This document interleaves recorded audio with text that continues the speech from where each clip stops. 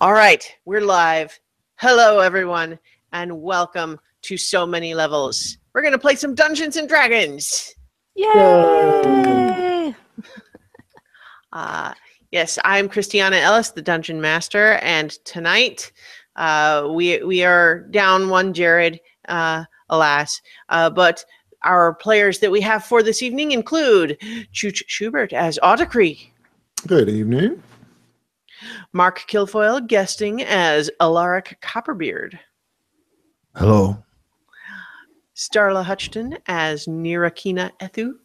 Greetings and salutations. And Vivid Muse as Amethyst. Hey, y'all. So there's a lot that happened last time. Who wants to take a crack at a recap? Oof. Be our guest. Oh yeah, I want to hear him narrate this. I was only there for half of the episode. I don't know what happened before that. I think you met my dad. And there was a train. And somebody, a gnome with a beautiful invention.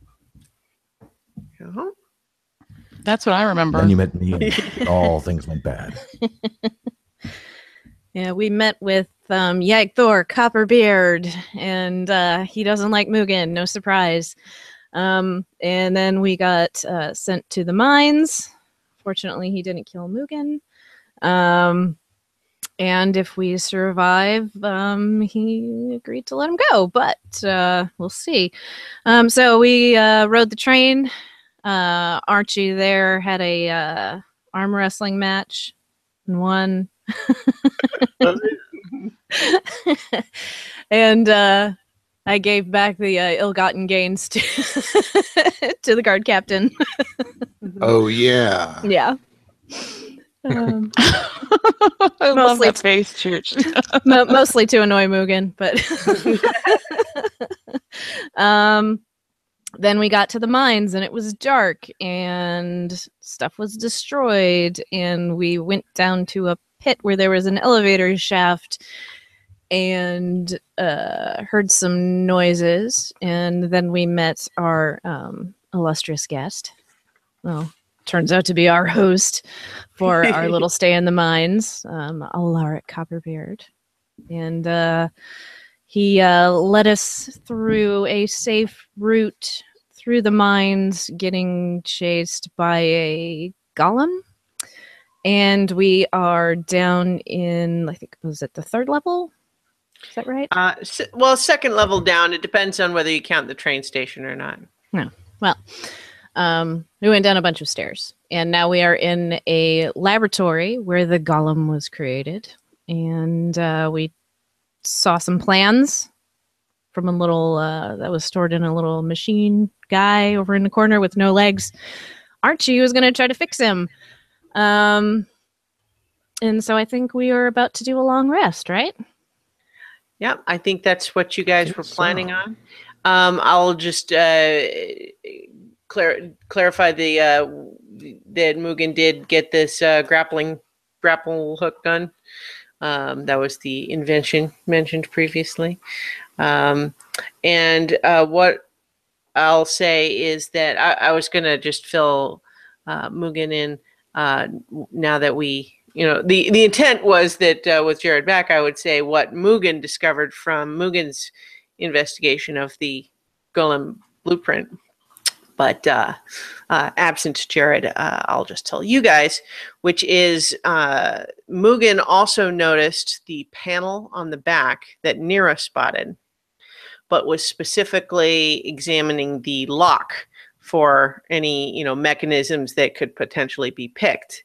And what he determined is that it actually has no exterior keyhole, but there's some sort of a device, a key-like device that uses magnets. That's what's supposed to unlock it. And it would probably be very difficult to, if not impossible, to pick without the key. It would probably have to be physically pried open, which would take a strength check rather than thieves' tools. Unless you could find the key. Do we know where that body is? Denholm's body? I buried him myself. Of course. And I don't suppose you checked his pockets? Spare change. It wasn't the forefront of my mind, but I saw a few things. I didn't think rest of it was important. I Well, think I saw some shovels in containers. I could get the erupting earth spell, but it could be pretty gross. Mugen did see exactly what this little magnet key looks like on the blueprint, so he would definitely recognize it if he saw it. Magnets. How do they work? Magic. Yeah, it's got to be exactly. magic. Mhm. Right.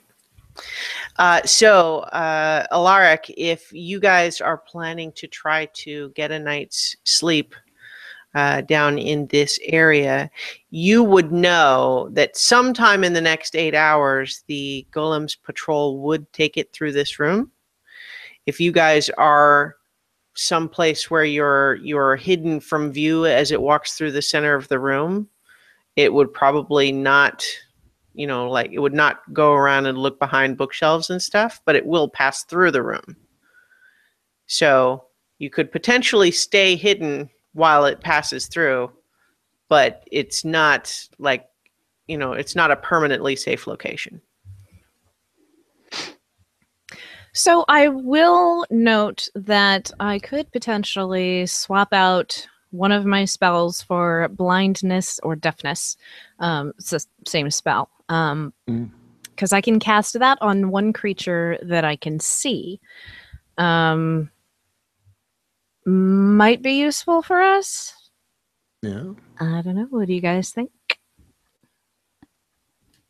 I like the sound of it. So That'll- how does this golem does it you go off of sight, or is it strictly with sound? Both. Both. Okay. Yeah. They said they're pretty sure it had dark vision. I think that would be useful if we can't turn it and have to fight it, because it would take away one of its senses at least. But I don't think you'd be able to casually cast it and have it not notice. It would know that it's blind. So I think it could be useful in battle. I don't think it'll totally conceal us, though. But we do might have be pass without a efficient. trace still. Right. So I'm going to swap out find traps for blindness, deafness. Cool. Yeah, I have a feeling our host knows these hallways pretty well. If there's any traps, they're his. So does Downholmes, and half the traps are my own. Mm-hmm. I would advise you that while we can stay here and hopefully rest for a full period, it does make periodic patrols. It watches for anyone who might leave. It seems to be very insistent upon that. But for the moment, we can make ourselves concealed and keep quiet. Get some rest at the very least. So part of me is wondering if the rift we're tracking. Speaking of, who's got the map? Rift? I bag. will. What was that? The map. It's probably back in the bag. Yeah, I- I'll just assume it's in the bag, and I'll pull it out. Do you want to see it now or no? Do we want to have this conversation in front of our new friend? Well, because it's entirely possible it's the rift that caused the malfunction with the golem. Excuse me, Elf.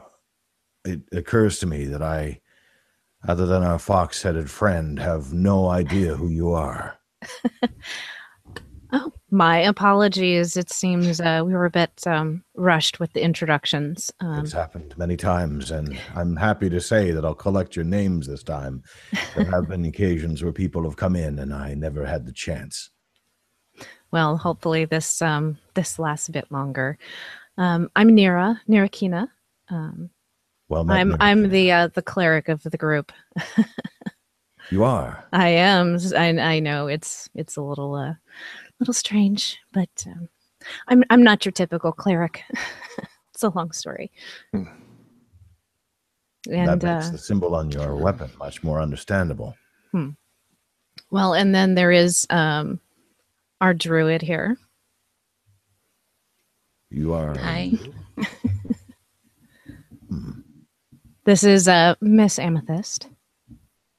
Nice to meet you. Well met, Amethyst. You have a wonderful name after a beautiful rock. Thank you. It's awful pretty. I'm Audacree. Audacree, a warrior of some kind. True. I bow to you and I welcome all of you to this accursed mine that's been my home for 3 years, I guess. And of course, I know of Mugen. And there's also our halfling guide. Andrea's just kind of she's been kind of keeping quiet, and you get the sense that she's a little anxious ever since you guys have been under reached the mine. It was one thing when you were in the dwarven city that was kind of more open, but she seems a little nervous down here. But she nods to you and says, hello. You seem disturbed. Good. It'll serve you well. Great. That's what I was hoping to hear. Well, fear keeps you sharp. I'd offer you comfort, but that would be inappropriate. Well, to be sure, I don't want false comfort. Best I can offer you is a mushroom. They're tasty. Once you get used to them. I'm going to cast Good Berry and contribute to the feast. Oh. And say, here are good berries. You know what they are, right? Looks good and berry-like beyond that. Much better than mushrooms. But it's such a tiny little thing. It will. It packs a punch. It'll actually sustain you for a whole day. One of these? Yep. Mm-hmm. Would that I had someone like you around for the last very unsatisfying hundreds of meals. I can imagine if all you can find are the mushrooms. There's likely not anything else down here, is there? No animals or other plants at this point? There have been a few that have come through and shared some rations they packed, but I tended not to partake too much. But the mushrooms are an acquired taste, but there's a lot of different variety once you look at them. Just stay away from the ones with multiple colors unless you have somewhere safe to be for several hours. Well, I might get some of those from you later on. I'm pleased to think there'll be a later on. Now, rest while we can, if necessary. One of my alarms will run, and I will know that it comes closer. I'll set one here in the hall. If that occurs, I'll see if I can distract it while the rest of you can make some exit elsewhere. And I do go in the hall, and I set an alarm. Okay. The alarm spell. Yep. Yeah. Okay. Yeah, you know its patrol route well enough that the northern passage into this room, it would be the way it comes into this room, if that's where you want it, or and it would also be the northern hallway, above the one that goes east to west. It would be going traveling west through that passage. So where are you putting the alarm threshold?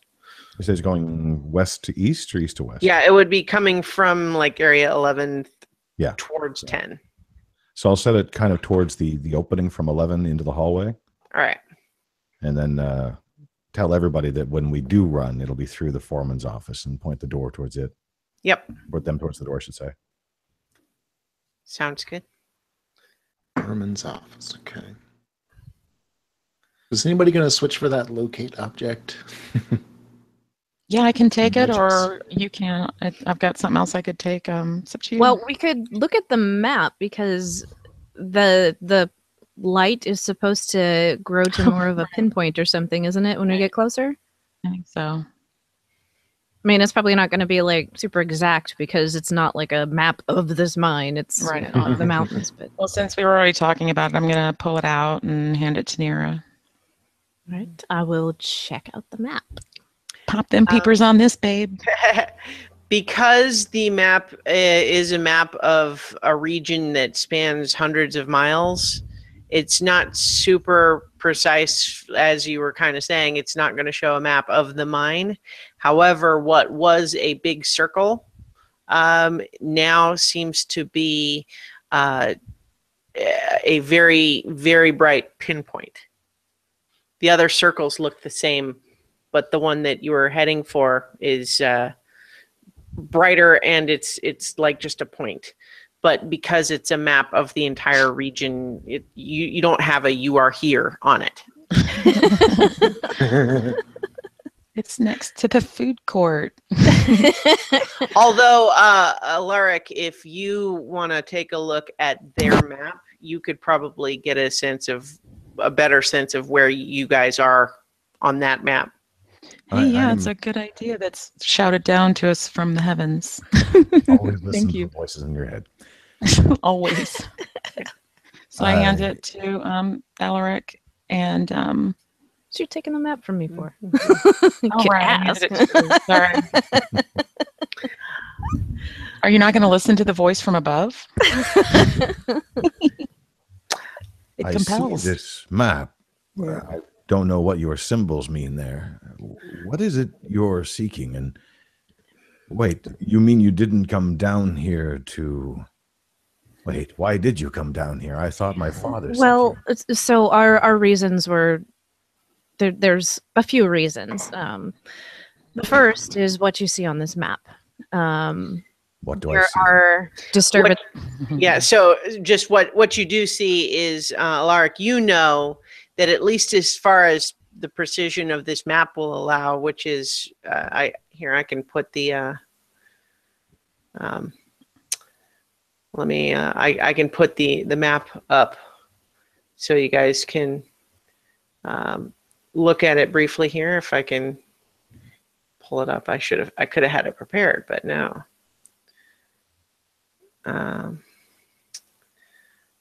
Okay, so, I can't. Yeah, you know what? Hang on. Here, what I'll say is, we don't need to look at it right now. You know that even though this map spans hundreds of miles, and therefore being really precise would be impossible on this scale, you know that this little bright glowing pinpoint of magical purple energy on this map is in the approximate location within the barrier mountains that you are now, that the mine is located. And is that why you asked me about the purple haze that I'd seen before? It is, but all of these things tend to be related. Wherever these spots are, bad things happen. So as we go and find these spots, we try to close them up and make things better. So, and here you're a part of that.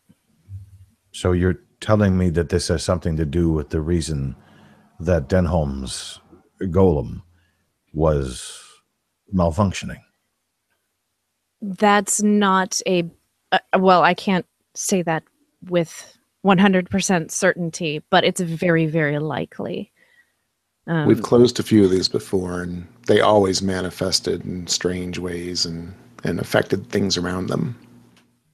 There are other strange things below, as I've said, but... Which is likely the source of all of the trouble to begin with. Well then, survival has always been my goal, and protection of those who've wandered into this mine has been another part of that. But if there's a way that we can do more, that somehow out of this tragedy of Denholm's last mistake, we can find some better solution for the world, then I will help you wherever I can. It's still dangerous, though. It always is. Mm-hmm. I feel like if Jared were here, she would say, "Have you heard of the heroes of legend?" That's what we do. In fact, you're right. How did you know? That's in fact what Mugen just speaks up and says. It's a new line of work since we last met you, but that's what we do now. We're kind of a thing. We're kind of a big deal. I've heard of you, but this Heroes of Legend is news to me. Well, it's a very recent development. Yeah. And he has literally been buried under a rock. So Yep. It's a hazard. We're pretty big in Villanocta.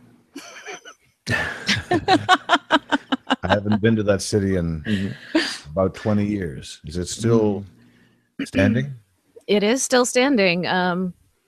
Fortunately, I guess we played some small part of that, but we came here carrying a letter from Junta Copperbeard. I also haven't seen Junta for 20 years. Still there and She's still there. still the same, I suspect. Well, I didn't know her 20 years ago, so I couldn't say with any certainty. You say you bore a letter from Junta?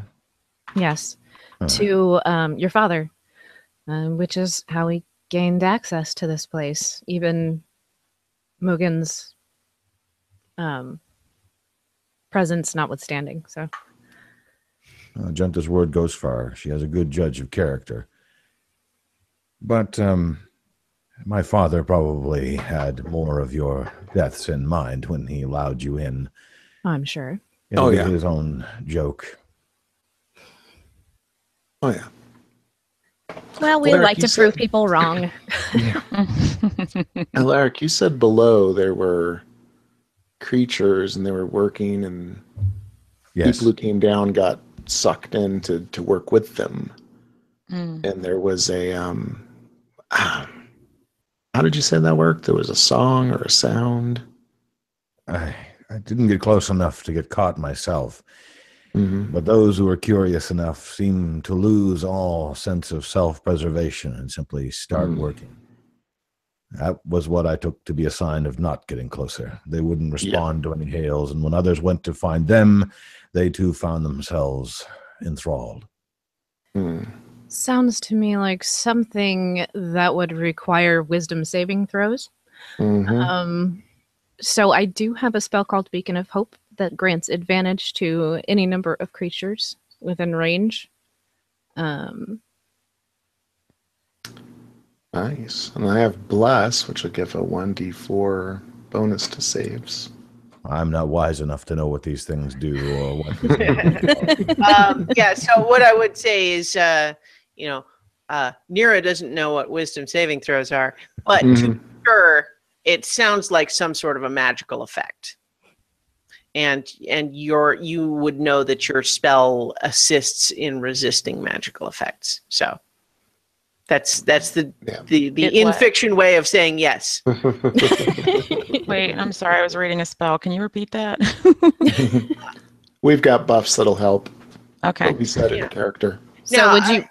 You do know that magic can pull, again, rules-wise, magical effects can sometimes require saving throws of all different sorts, not just wisdom. Right. But certainly, what you're the one you're hearing about is like lots of times charming type spells rely on wisdom.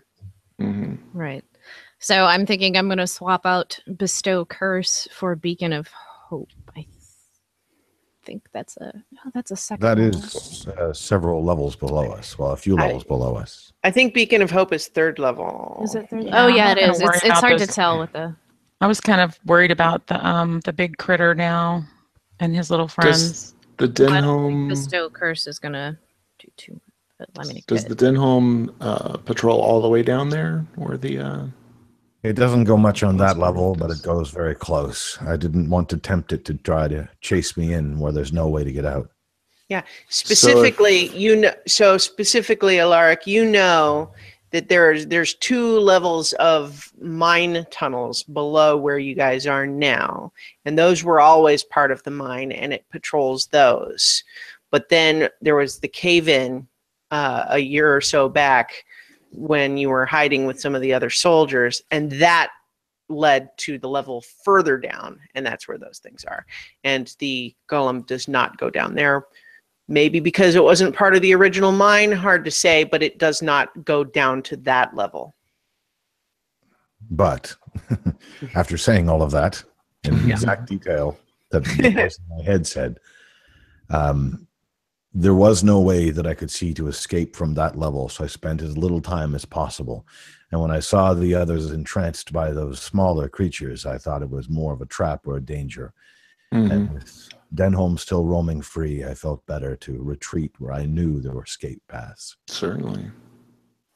But perhaps we don't need to battle it. Perhaps we can slip by it and have enough time that it goes all the way to the top and does its thing and heal the rift. Right. So what do we want to do? Do we want to take on the golem or try to avoid it and do the rift? Yeah, I need to know. I need to know that too. That's right. Yeah, Figure we should see if we can find that key, and then it shouldn't be as difficult a task to immobilize it. I would recommend not taking it on directly. That has been fatal for many. If we are to do this, then we will have to slow it, trap it, and maybe confuse it. Shell game. Rogue constructs love the shell game. Yeah. If CK sitting in the corner says, no, we don't. Enough with the shell game. Well, because I think Archie has the thaumaturgy cantrip just like I do, right? Indeed. So could possibly serve as distraction material. Yeah. And if Archie takes locate object, if that's still desired, then I can take web, and that might help us trap it. Mm-hmm. You got that, Archie? Range. Yes. I mean, I don't know that we need it right now, but we haven't been, I don't know how we've been doing with sleeping. Right. Do we think it's susceptible to water, wind, lightning? Like any weaknesses discovered? I think lightning maybe, but... Well, I got that one covered. Right? Just make sure you keep in that. Is that one a cantrip for you? Mira, you would know that there hasn't been any of the rooms in the mine so far that were big enough for your call lightning spell. Oh. God dang it. Oh. Even the big room with the elevator shaft, that first one we climbed down into? The ceiling is too low. Well, but I do have shocking grasp, so yeah, it's not nothing. Grasp being the key word. Specifically the call lightning says storm cloud, the shape of a cylinder that is 10 feet tall with a 60-foot radius, centered on a point you can see 100 feet directly above you. And the spell fails if you can't see a point in the air from which the storm cloud could appear. For example, if you are in a room that can't accommodate the cloud. That sucks. What about lightning bolt, Mama? Well, I don't have anything like that, though. I have lightning bolt. Yeah, I just have call lightning, which is part of my Tempest cleric thing. if we can find the Stroke of key, lightning forming a line I 100 feet believe long and I 5 feet could- wide. I can keep its attention and long enough to others to get behind it and hop up and unlock it. Sounds like a job for Super Mugen. I have a power that, I can be compelling. Of course, yes. But if you are but- distracting it, someone else should have the key. It'll only last a minute, but I think that could be long enough. I would think advise not our, getting too close to the thing. Stay away from it, right? Well, yeah, I can keep keep it moving. Well, if I can trap it with Alaric, a web. make an intelligence check with advantage because you've been studying this thing. Oh, that's better. 21. Ooh. Yeah, you know that this thing is designed to not only do the mining, but also work the forge and the smelter. And from what you've observed when it's working on those things, you would be very surprised if there would be any way to damage it with fire. Yes, it's as close as anyone could ever be to the fire. It's been very busy over the last few years, taking all the raw ingots it's mined and transforming them. In fact, I think the storerooms are nearly full, in a way. Transforming them into what? Refining them and transforming them into bars and into transportable shapes. It's actually proven that Denholm's design was quite good, if somehow flawed. What's it doing with all the bars that it's creating, though? Storing them. As I said, the storerooms are nearly full. Well, I think Copperbeard's going to be really, really happy if we can get this area restored. There's already a bunch of stuff. Quite amazing. All right. So long rest and then we'll do... So wait, I do have a question. When it's refining things, when it's working on equipment, does it... That means it's not on patrol, correct? Yes, it spends its time at the forge or at the water below, or otherwise sometimes with some of the repairs or doing patrols. But most of the time it is actually mining. All right. And how... That's got to be quite noisy. Yeah, and how focused does it tend to be when it's doing those tasks? It pays attention. If it does hear anything, it will give up those tasks to make sure that whatever it heard is dealt with. It seems to mostly be concerned with those who run away. It's even actually stopped mid-combat to chase someone.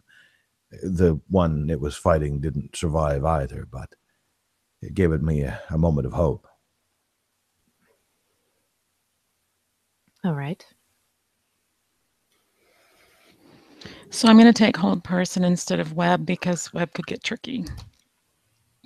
You know, because you know your spells, that hold person would not work on a non-humanoid. Okay. Oh, yeah, that's right. It's totally non-human, right? Mm-hmm. All right. I'm looking at my spells again. Making sure I didn't make that mistake twice. So, let's see. Fighting it head on is less distracting than someone running away, but we kind of need it if we could get it to run into a very specific area.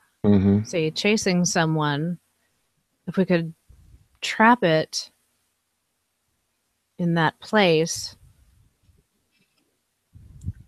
How do you propose to trap it? I've knocked down ceilings and closed up portals, and it simply digs through them. How long does it take to dig through those things, though? Depends on the size of the cave-in. The ones that I've been able to do have not been that big, and mostly I've created them so that I give myself time to get away.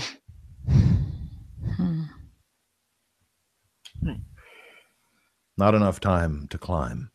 We've tried that.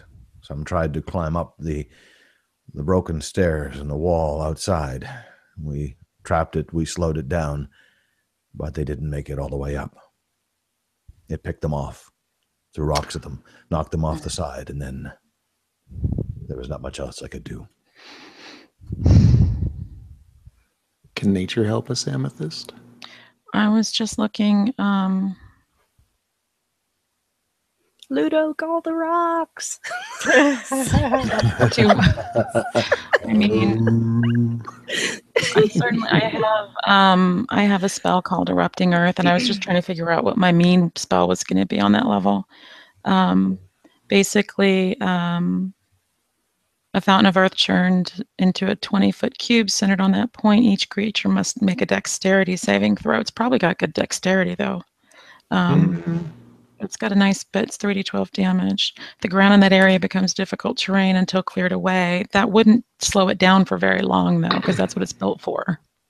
But if all we need is time enough for it to be stopped so someone could get up on it onto its back, unlock that panel, and shut it down. What about a web? A web or a tidal wave, or is the other thing I was looking at, but I just don't know. I think the water will extinguish any fire around us, but I don't think that we're going to have any at that point anyways. A web would be the way to go. It should immobilize it. Agreed.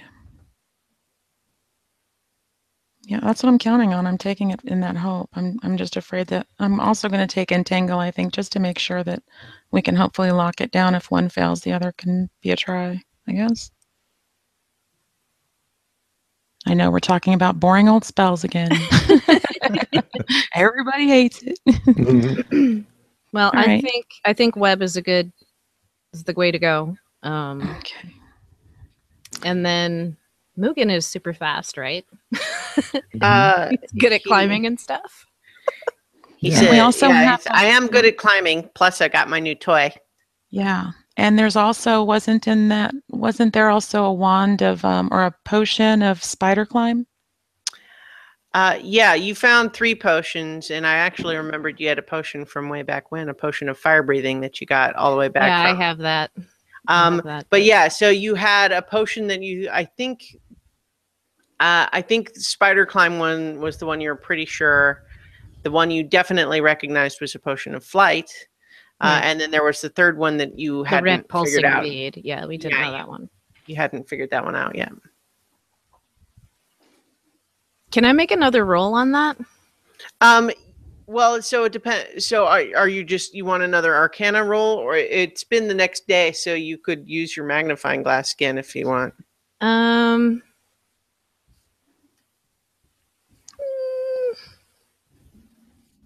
Well, because I'm trying to figure out if something like that's going to come in handy with the golem to know how to fix it later.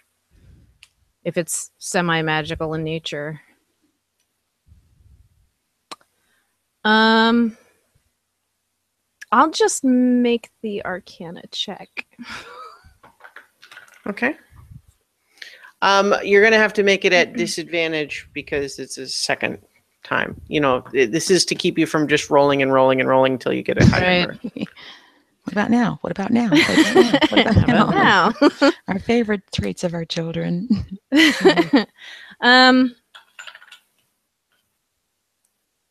You know what?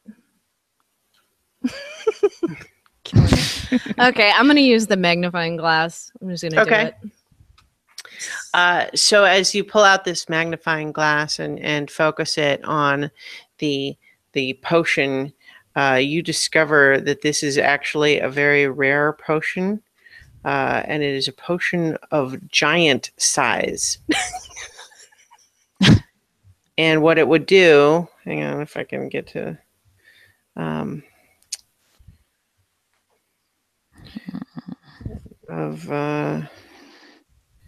where is it? There we go.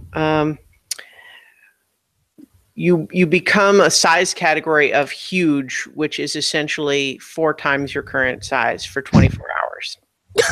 I cannot think of a situation when I would want to be that big for that long. If you're in a room that would not fit you when you drink it, you expand just to big enough to fit in the room. I think Archie would love that. Big wall of flaming tiefling coming at him. Your weapons and armor do grow with you. Nice. Your strength is higher, obviously, and you do more damage with your weapons while you're big. Wow. Quite a prize. And then haste. So I guess that answers that question, if I should keep haste. Basically, I'm here for the buffs and the web people. So something like that might be able to take on this golem pretty easily. I think so. Or at least easier. If we can't, if we can't, you do know though that the 24 hours is 24 hours. You can't just drop concentration like that. Yeah. It's a commitment. You gotta really want it. So, dang. All right. Okay. So are we doing our long rest and then gonna go after the golem? Yup.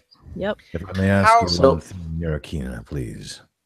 You are a cleric. Very few have ever come down this way. I was wondering if you could take a look at my arm. And he uncovers his left arm. It is a mangled, twisted mess. Obviously received several impacts from large rocks. I got caught trying to set one of my traps. Fortunately, it didn't seem to notice me, but my arm was in bad shape. The others were already gone by then, and I do not know any healing magic. It has been unusable for I don't know how long now. So Christiana, I don't have any specifics. Well, no, I do have a proficiency in medicine, don't I? Yep, go ahead. You can make a medicine check. Okay. Because I don't think I have any spells specifically that will. Well, I make have- a medicine check, and I'll Yeah. let you know. Okay. So I have that at proficiency.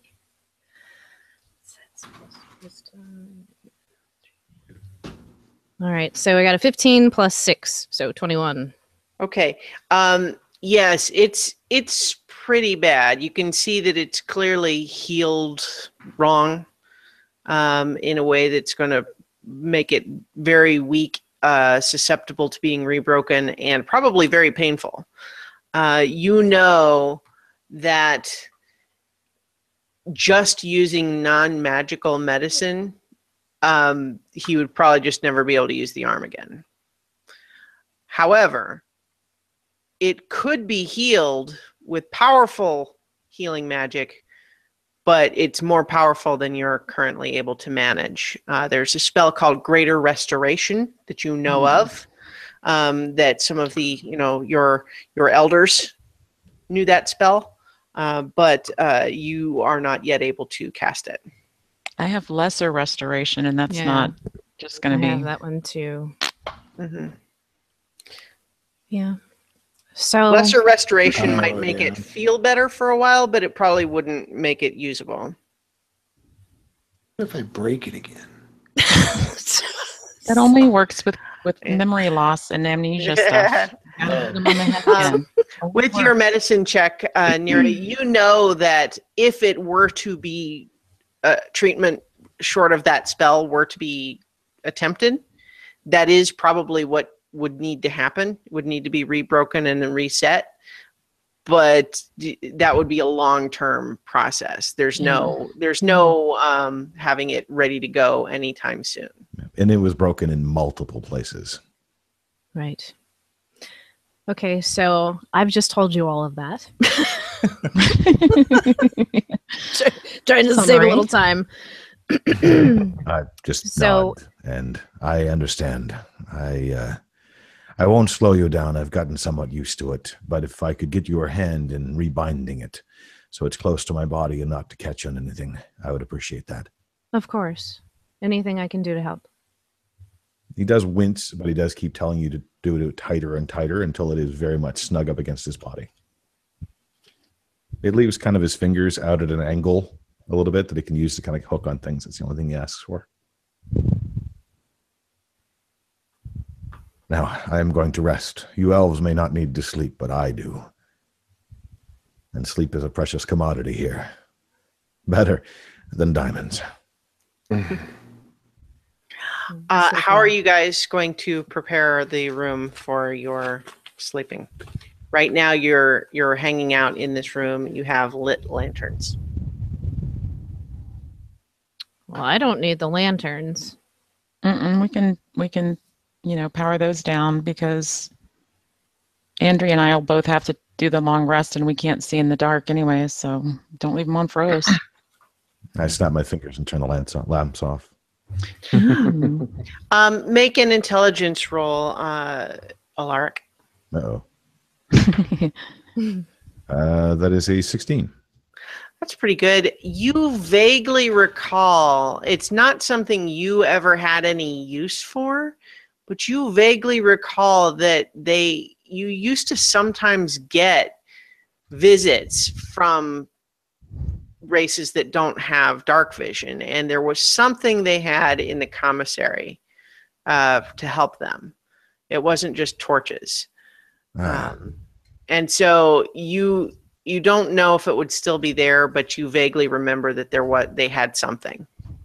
There was, the commissary was mostly raided. The different parties have come through, have pulled everything they needed from it, but almost everyone that came through before were dwarves. There may be one or two things left there that might be of use that they would have overlooked. It's a risk, but it's upstairs as well. We might be able to take a run up there at some point. I'd love to give you, by the way, the grand tour, but obviously that might have to be a little more of a tiptoe tour.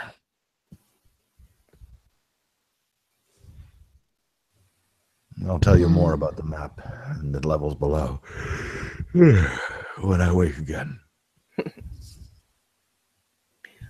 All right, so if you guys are all kind of settling in for the long rest. Alaric would have basically pushed himself in behind some shelves. The bags he's been using before, he kind of pulls over himself, and all you really see is a sack of bags in the end. Yeah, and you would have encouraged them to essentially just make sure that from the sort of central path through the center of the room that you would be out of sight from that, because that's where it will come through. Oh, and do not barricade the door. It would know. It would see that as suspicious and be all the more interested. My alarm will go off, and when it is close enough and I can rouse you, make sure you're ready to run. And we'll be fine. Okay. Yeah. So you all settle in. Anyone want to do anything before we sort of fast forward? Not that I can think of. I don't think I don't think it's been a full 24 hours since like our last attempt at a long rest. No, but your last attempt was interrupted. So Yeah. Right, but my thing was that I already did my daily ritual, so. Yeah, well, it's been a good chunk of the day since then, though. It was in the middle of the night, like 2 a.m. when you were interrupted by the guards. Okay. You would suspect it's probably somewhere in the neighborhood of like 3 or 4 in the afternoon by now. Okay. So I should probably go ahead and do that. I guess. Up to you. Okay. So since we're settling in for a long rest, we'll call it a day. All right. Rushama, your humble servant comes before you to offer the things that I've learned today. I believe that we are in the correct spot to find the next rift. There are some obstacles that stand in our way. A rampaging golem, for one. That will be an interesting challenge. And it's hard for me to tell whether or not the issues with the golem is because of the rift nearby or if that is contained in the levels below. But we are investigating and on our way to hopefully resolving the situation. As you are kind of speaking through this connection, this spiritual connection that you have with Rushama, what you get back is another reminder, like when you were on the train, of this poem or this prayer that you knew, that you were taught as a little girl. Present in the wind and storm, Rushama maintains his ageless form. Present in the earth and stone, hear his voice, and you are not alone.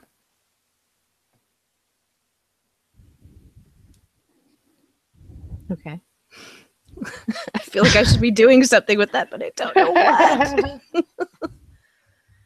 Do an intelligence roll or something. Maybe it'll be higher than our. So our I will. current- I will just kind of. I'm just gonna kind of close my eyes and like set my hand against one of the rock walls and just kind of listen.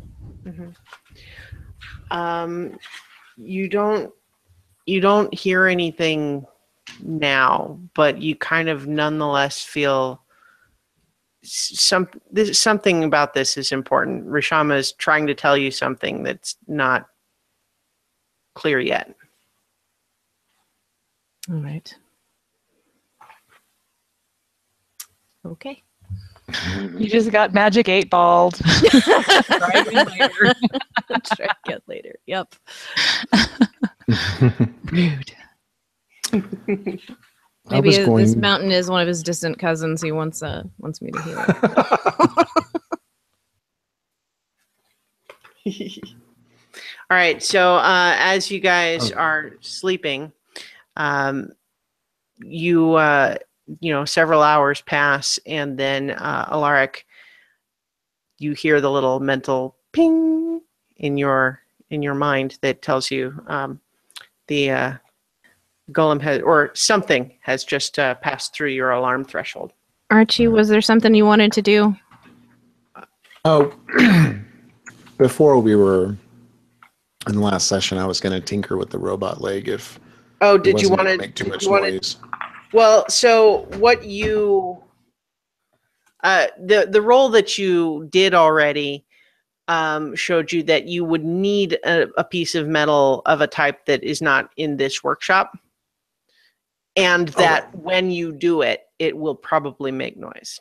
Right. Okay. You're not sure you know any way to do it without making noise. I did Gotcha. suggest that there were swords that we could possibly repurpose, Okay. but we haven't had a chance to get anything like that. Gotcha. Yeah, but and so there are definitely the tools that what you would need to do it in here, as long as you like. If you had a sword or some other piece of metal to use as a splint, you could do it, but it also would make noise. Yeah. Cool. And we can leave little dude here till we're done with the din home. So, have I rested?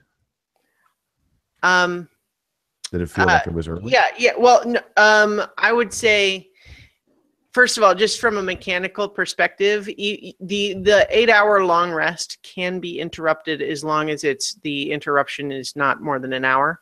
Mm-hmm. It's kind of a weird rule, but so what I would say is that if you guys deal with the golem passing through, and then go back to sleep, you get the long rest. Okay. But it is coming. I take a look over to see how the others are concealed. Everyone make a stealth roll for how well you're sleeping. Am I assisting in that? How long was Stealth this sleep. after we went to bed? I'm just curious. Yeah, and you can all make it with advantage because Alaric was helping to try to make sure you guys were hidden well. So I just rolled a 20. I'm not gonna roll again. Yeah, with advantage 4. Wait, what am I checking it against? Stealth. So unless you're 7, huh? Yeah, because depending on how late it is, the pass without a trace would have worn off Yeah, it after an hour. Let's see. Andri and Mugen do fine, but Alaric, you had tried to help with everybody to get them hidden when they went to sleep, but you see as you're awake now that Amethyst has rolled out of her previous position and is now in view. And you're pretty sure that the golem will see her if it comes through right now. Is she And I in the down at center of the 8. room, or at least out of the? Archie too. Both of them look like they're. So they're both currently asleep in view. All right. Then I'm going to sneak into the corridor. Okay. If you wake me, I can cast pass without a trace, but I can't tell you that. And do I see it coming down the corridor? Yeah, it's on its way. I mean, it's coming right through. Okay. In fact, even as you enter the hallway, it sees you. Okay. I pull out my noisemaker have to let them know, but also to have it pay attention to me. Mm-hmm. And I start to run. Okay, I just realized I don't have my my sound effect. Yeah, but you guys hear that alarm whistle that you heard before, and then you hear Alaric's noisemaker too, and ka-chunk, ka-chunk, ka-chunk, ka-chunk, ka-chunk. And I assume you're running to the west. Yeah, I'm leading it further down the hallway to give them a All right. warning. It is pursuing you, and so you guys all hear this mechanical stomping sound pass by the door that leads to the hallway from the workshop, and then continue in the other direction. Hmm. Y'all might want to get We're under just supposed cover. to hide, right? Yeah. What happened? Hopefully that gives them another opportunity to hide. Yeah. So are you guys just gonna try to continue to hide in your current location? I am Yeah. staying put. Yeah, I imagine that Nero was Sitting there smug. Y'all don't sitting even there see in her me. trance, and then she just kind of barely opens one eye and just you guys. All right, so do you guys want to try to make another stealth check each? So when I wake you up, can- I immediately, if I cast Pass Without a Trace, do I cast it again when he's back with us, or is he just included in that 30-foot radius around me? Well, let me double check how that spell works, whether they have to be there when you cast it. Let's see. For the duration, each creature you choose within 30 feet of you. That sounds like you can add him to it when he gets back. Sweet. Totally casting it. All right. Okay, so you can both then make your stealth check with a +10 bonus. That probably helps. 16. 27. Oh my God. Kill. Yeah, You're you're paranoid though. you're both pretty confident that you're going to be out of sight now if it comes back through. So Alaric, this thing's just chasing you into the room with elevator shaft A. Yep, I'm dashing to keep ahead of it. Mm-hmm. And when I get in the room with the elevator shaft, I'm going to hide around the corner. Okay. Curving around to the right with the rail line, or the other way? To the left. Okay. It's coming. It was close, and it's going to come right into the room. That's if fine. you're just right around the corner. I'm going to try to find is there a spot to hide in there or not? Well, not really. It's a big open room with the broken elevator shaft, the open shaft, and there's a handful of like mine carts here and there. But it specifically saw you run this way. It's going to be looking for you. I have an idea for that. Okay. It saw me running very, very quickly. Yeah. I will hide very quickly in one of the mine shaft or one of the cars rather. Okay. Well, go ahead and make a stealth check then. You really don't want to bone this one. Oh, crap. 11, so I'm going to keep running, I guess, because it's going to see me. Well, no, that's not how the stealth check works. I know. I'm hiding behind it. As far as I know, I've made it. Yep. I may not be a guide for much longer, folks. Yeah, so as it's stomping up to me, you hear it ka-chunk, ka-chunk, ka-chunk, ka-chunk, and it pauses for a moment as it enters the room, looking around, but then you hear the ka-chunk, ka-chunk heading directly towards your direction. It doesn't technically change what I was going to do anyway. All right. Which is prestidigitation. I'm going to cause a knocking sound from across the room as if someone just dashed out of the room. Okay. It definitely it stops and kind of like hesitates, like it's listening for more sound. I keep doing that. Okay. And it slowly kind of turns ka-chunk, ka-chunk, ka-chunk, and it starts walking in that other direction. Okay. So it's turned away from me? Yes. And it's moving in that other direction, but it's not moving as quickly. Okay. I'm going to hold my breath and hopefully it gets further across the room before I move. I'll let you make another stealth check. 20 total. Okay. Not natural. All right. How long are you continuing this this sound? And because it can only be a certain distance from you, Yeah, right? it's only 10 feet away, really. Oh, okay. Yeah, 10 yeah. feet away. So this thing gets to where the sound was coming from and stops again. Yeah, then as long as it starts turned looking around, that was all I needed to do, so it could see where I went to. Okay, so you hid again, realizing that it had spotted you, but it's definitely still in the room. Once it gets to the spot where it heard the sound, it turns back around and you hear it stomping around looking for you. Okay. Well, hopefully I'm hidden well enough. We'll see how well this goes. All right. It is stomping around. You hear it seize one of the mine carts, just lift it up with one big hand and throw it across the room. It's pretty close to you. It's still looking for you. I'm holding my faith, I guess. It saw you. It saw you come in here. Mm-hmm. You distracted it for a moment. It's looking for you though. So it's pure. It's strategically looking through the room now. Yes, it is definitely searching the room, not simply passing through it. All right. You have the feeling that it's going to find you eventually. Because I'm hidden. Mm-hmm. Can I throw my hammer to use that as a distraction? I should be able to get further distance on it. Yeah. Where are you throwing it? Just like somewhere behind it across the room? Toward the rail line exit. Okay. South of the room. Yep. And I'm hoping because I'm hidden, it wouldn't necessarily see where it came from, but would hear the noise at the end.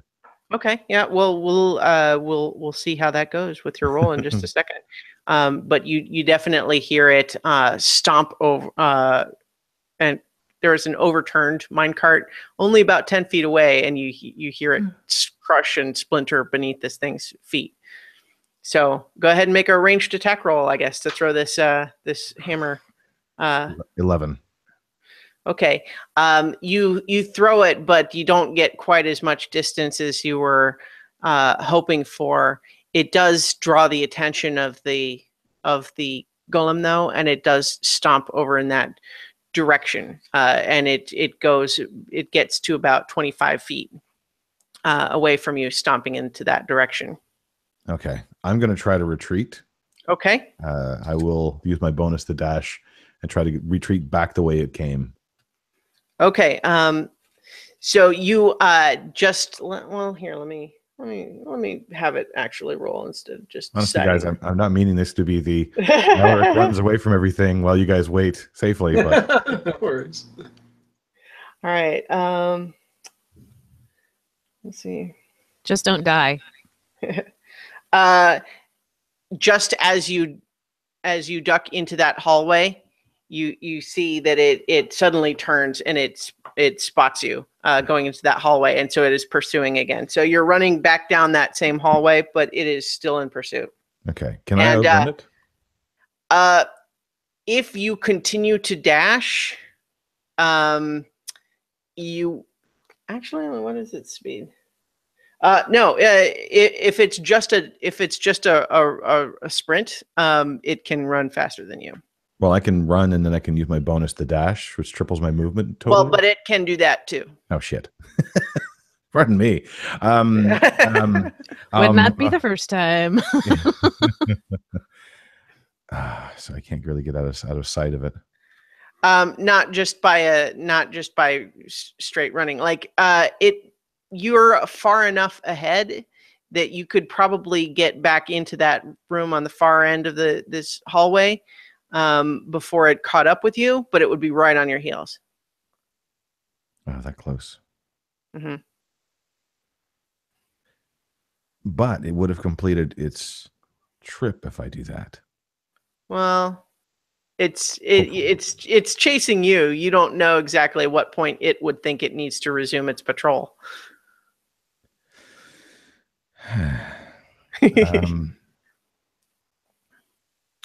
All right. Well, they've had enough time to hide, so that's good. Uh-huh. I'm going to sprint into the workshop, Okay. and once I've gotten around the corner, I will try to hide. Mm-hmm. All right. And- Go ahead and make another another stealth roll. Steam. Yeah, a steam roll. 18. Okay, that's not too bad. Okay. All right. Do I get the +10 from the pastoral trace? So Amethyst, I would assume you're watching for Alaric and would cast and include him in your spell as soon as you see him. That seemed like it was the plan. Exactly. Yeah. Okay. So yes, then. Okay. So that's probably 28 then. 28 total. Yeah. Yeah. Okay. So yeah, you're pretty sure you're successfully hidden. Okay. So all of you, you just kind of heard this thing kind of get louder and then quieter again, and then as it's getting louder again, Alaric ducks in and leaps behind one of the workbenches. And just seconds later, this thing, ka-chunk, ka-chunk, ka-chunk, it stomps into the room, kind of stops in the center of the room, does kind of a quick scan of the room. I'm going to try this one more time. There's a door from the workshop into the, I think it's the admin office, the foreman's office. Yeah. Can I cause it to slam? As if something just went through it? So is that still the? That's still is it supposed to be Is still supposed to be a 10-foot range, or? Yeah, it's still prestidigitation, so still I have to. I was thinking you weren't 10 feet from that door, but I'll give it to you in this case that you can make the door slam closed. Okay.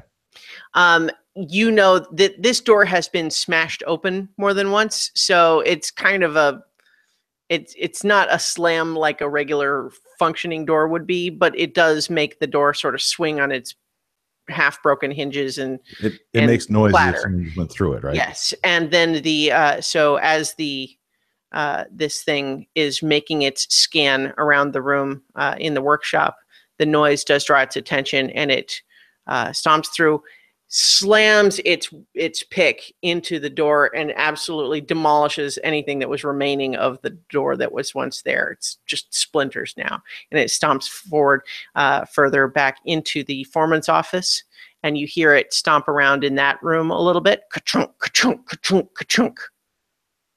Okay. And then it seems to continue further south, moving in that direction. Now, it went through this room. It wasn't running, which means everybody else got a really good close look at what it actually is, right? Well, you guys were probably still hidden, but I mean, you guys that's what they've had so far. Yeah, I'll say that this time you were better able to actually get eyes on it. Okay. But you had also seen the blueprint too, so it's. But yeah, so this thing seems to have passed through this area for the time being, but it's on patrol and kind of on alert now. Well, that was bracing. I like to think that Mugen is still snoring. Welcome to my daily routine. He's got the right idea. All right, so the golem does not return to this room after a little while. It seems to just return to its normal patrol, and having already passed through this room, it proceeds on to the other levels. All right. Try to take whatever rest I can get. All right, so you guys spend the next few hours resting, sleeping, and you have now completed a long rest. Well done. It's still very dark in here. So I cast Pass Without a Trace as quick as I can. Again, first thing in the morning? First thing, as soon as my little peepers open. Okay. I cast Mage Armor. How's everybody's health? Oh, never mind. Duh, that's a stupid question. We just finished. Yeah. I kept wanting to ask before in case something attacked us before we went to sleep, and I just finally got it fired off. I think you guys were almost full before anyway. Yeah, because we did a short rest and had hit dice. Yeah. Mm-hmm. Oh, true. Yeah. And we get half of those back now? Yes. Okay. Oh, well, so Yeah, if for example you guys have a total of 5, so it Mhm. means you can get up to 3 back.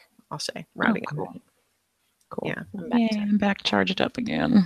All right. All right. Ready to So come close to death again. all right. So as far as this golem goes, I have this fancy little cape here. The Cape So of Bam. the Banff cape. Yes. Mhm. I have a Mhm. question about how far can one teleport from one place to the next? Well, here, where did I put that? I think it was 30 technically, feet. I think it was the same as Misty Step. Yes. the spell that it replicates is actually Dimension Door, Ooh. which is 500. actually, let's see. Not only do you not have to be able to see the location, although you'd want to be careful around here because you could theoretically be choosing a location that's in solid rock. Cool. But it has a range of 500 feet. Oh, nice. Wow. Misty Step only had 30 feet. Well, it's Yeah. because Dimension Door is a better spell than Misty Step. Totally. Yeah. I agree. And that's once per day, right? Yeah. Cape of the Mountebank. So that probably would have come in handy for Lark running away from it. Oh, yeah. Dude. You Sorry. should totally wear it for the All right. So, but that's going to come into part of our strategy. So we need to figure Mhm. out where we want to set up this ambush, what everybody's roles are going to be. We need to find the key. Exactly. Yeah, that was my question. Mhm. If we could find the key first and see if it's even worth trying to, restrain him and convince him to our side or whatever. If we can't find the key, we probably just need to whoop his ass. From what I understand, it's like just a matter of like controls, right? Does Archie know how to do that? It's not controls; it is written instructions. Written Mhm. instructions. Okay. Right. Yeah. I couldn't remember exactly, but You're our fancy writer, aren't you?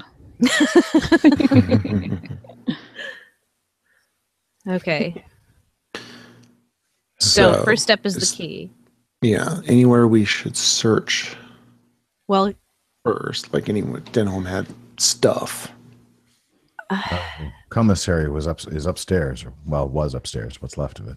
so I hate to be the one to suggest this, but it's entirely possible he kept it on his person. Yeah. Yep. Yeah, I'll take it up. Respectfully, I will do the digging. Where did I bury him? It's been a couple of years. I forget exactly. So, It's a big mine. You know us. you buried Denholm and the foreman, who you found both. Like the foreman was in his office, likewise stomped. You buried the two of them because they were the first two you found, Mhm. and you kind of knew them the best. You buried them in the fungus garden. Okay. There, though, and there was a handful of the other soldiers that you managed to bury. But what you also know is that any body that was left where it fell long enough, the golem scooped it up and dumped it in the furnace. Yikes. So Oh, that's going to smell interesting. there's not much smell when something goes into the furnace. It's Well, no, very, I meant very the fungus powerful. garden. Isn't that where he is? Isn't that where his body's laid to rest? But Yeah. The fungus has a bit of a funk to it, I suppose. Well, this is also 3 years ago. Yeah. It's a good fungus. Tastes like a gnome.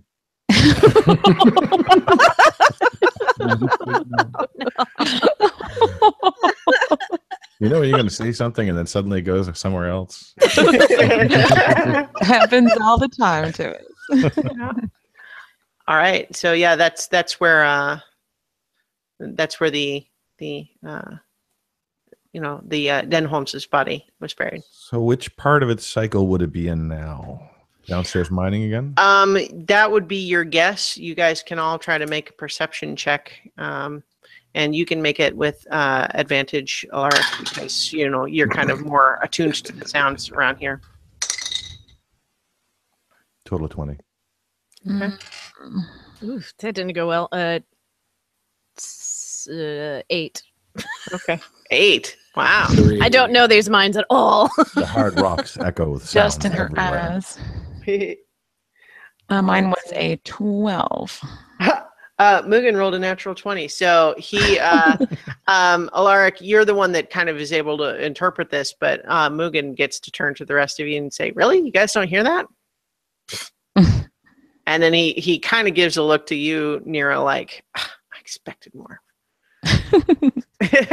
But yes, what you pick up on, since you're so attuned to the, what this thing sounds like in its various activities, is you hear the sort of clink, clink, clink sound that sounds like it's using its pick on rock. So it is probably in a mining phase right now. Okay, so as long as we move quietly, we should be all right. Mm-hmm. The only real way up and down is the stairs, so. Yeah, and it has been mining on the mining level 2 most recently. Okay, good. It'll take it a little time. It has to get to us. So, the abbreviated tour, I suppose, through the manager's office, down the hallway to the stairs. Are you putting on any light, or are Andrea and Amethyst going in the dark? Oh, I cast, dark vision on myself when I woke up. Okay. Wait, was that what I was going to do? Well, I don't think he mentioned it, but he knew there was something in the commissary that might still be there. It's also upstairs, so it's worth taking a look when we're by there. All right. What is it that we're looking for? Do you have any It was idea? A trinket they gave to visitors, those who couldn't see in the dark. It may help. I don't know if it's still there or not. Well, I it's only worth saw it checking. in passing. I don't imagine they've sold it recently. So did you cast your spell, Amethyst, or no? So it can see us and hear us. It's not one or the other, right? Mm-hmm. Right. Yeah, it can both see and hear. And it can see in the dark. Okay, so I'm going to cast dark vision on, I can't think of her name. Andrea. Andrea? Okay. And so as the magical effect kind of twinkles over her eyes glow a little bit just for a moment, and she kind of looks around and says, wow, neat. Mm-hmm. And I'm going to say, glad you like it, because you're going to be holding my hand for a little while. I cast it on you instead of me. You're going to guide me for now. Is that cool? Very cool. She holds up her hand to take yours. Awesome. My All right. pal. Okay, so if you guys remember the door you came into this workshop from. And Alaric is now leading you through the other door that was on the opposite side of the room. And he leads you into a room that has sort of like a meeting table that has a few papers and ledgers and so on it. And then on one side of the room, there is a desk with a fancy chair. And there are a handful of bookshelves that have like more ledgers and stuff on the far side of the room. So that's the room you're passing through first. This was the foreman's office. He was arrogant but efficient. He died second, I believe. Efficient. It's not much of a tour, I'm afraid. Yeah. And so then you pass straight through that room into another corridor that goes to the left and to the right. Going left. All right. As you make your way through that tunnel for a little while, you emerge back into the room that has the large spiral staircase in it.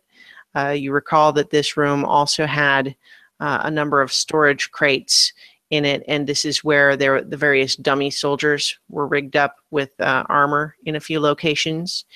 You can see also across the room from the direction where you're coming, you see there's also entries to 3 smaller sub-storage rooms. Seem like they have more crates in there. This big room has the big spiral staircase, and it has one of the elevator shafts. Those rooms were for the raw ore. It's where it dumps it. It still goes through its routine, all the time. It also brings the ore into the rooms off to the right. The great forge is there, and the smelting stations. You guys can kind of see a little bit of a reddish glow of light coming from that passageway on your right. I don't know if you want to look at them, but this might be an opportunity. Is that where it refills the water? No, it's where it refills its fire. Refills the And fire. also melts down the ores to form the bars. Right. So is this you said it's when it refills with water, that's when it slows down? Yes. Okay. So are you going that way into the furnace room, or? If there's interest, I'll lead them in, but if not, we can leave it. Yeah, I'll check it out. All right. Let me.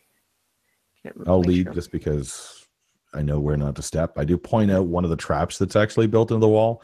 It's very, very, very crude, but you do see there's a place where his war pick would fit, that when wedged in, it would form a trigger. All right. And I'm going to just assume that you guys are all whispering and trying to be really quiet. You have passed without a trace up, which is going to help a lot, but nonetheless, you're making an effort to be quiet. Yeah. So as you pass into that room, you see there's an enormous furnace. That this room has a much. It's another big room like the one you just left. It's probably 80 feet across, and it has a higher ceiling, maybe 30 feet or so. And there's a furnace that's just glowing with heat, and you can feel it on your face, the heat even from across the room. And you can see a big chute where ore can be shoveled in, and there's just like, it almost looks like a gaping mouth where stuff can be just fed into the fire.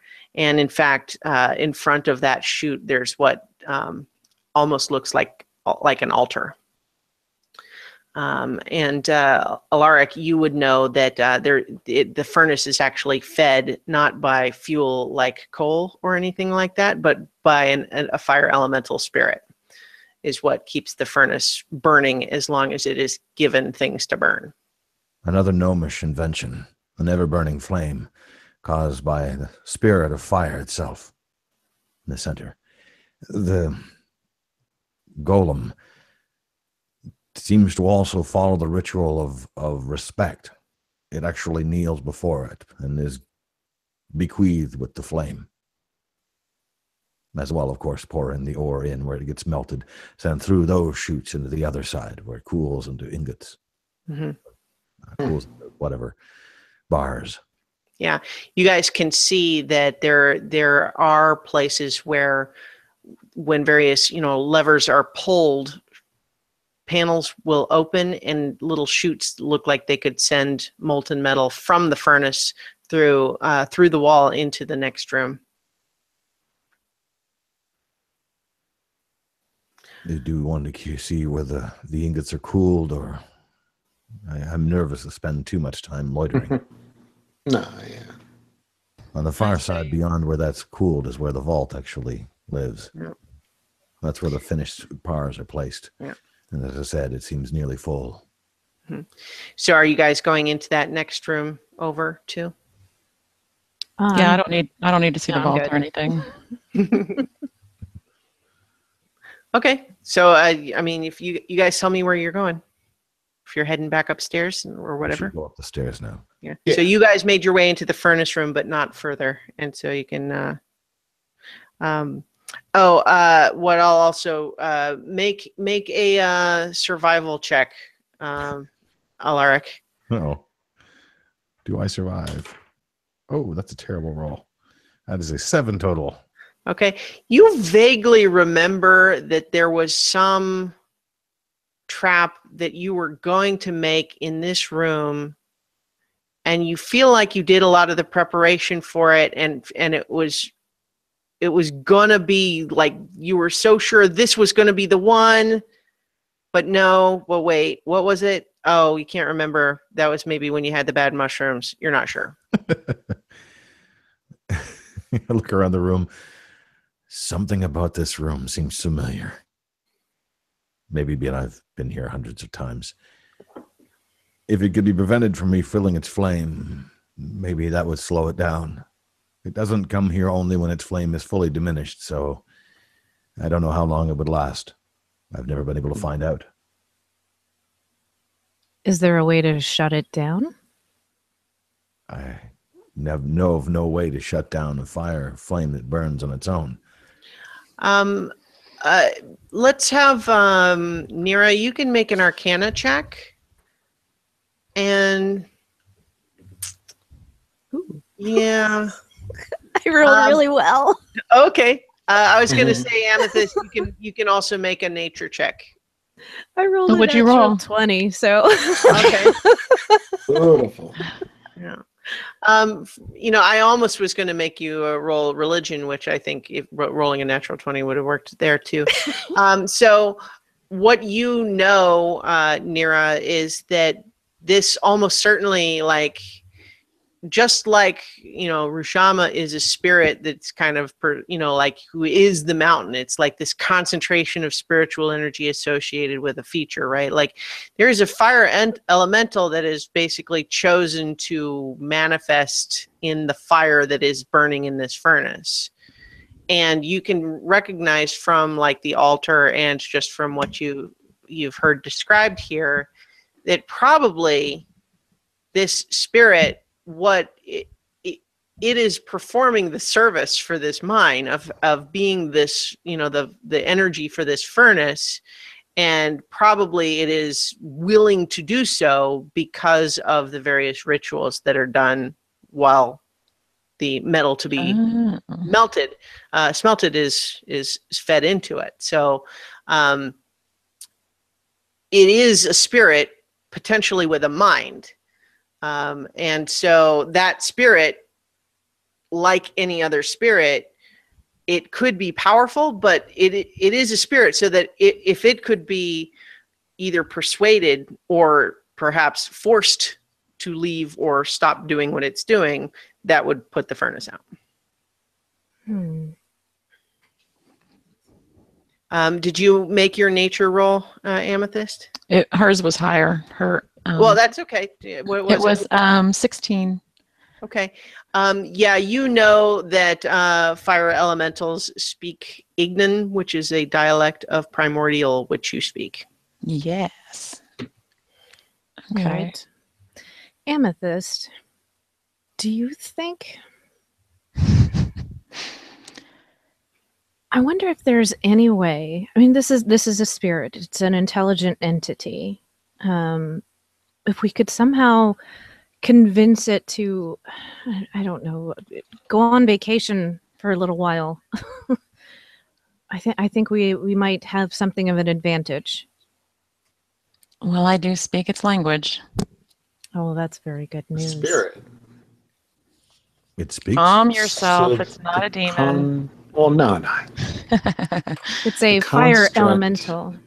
Praised.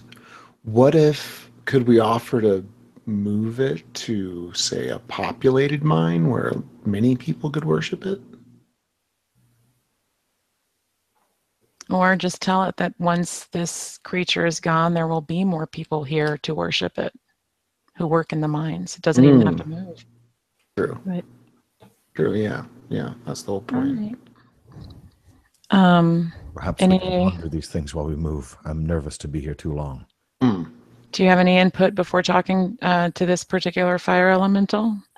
I think he is nervous to move on. We can come back. We need the key. Okay.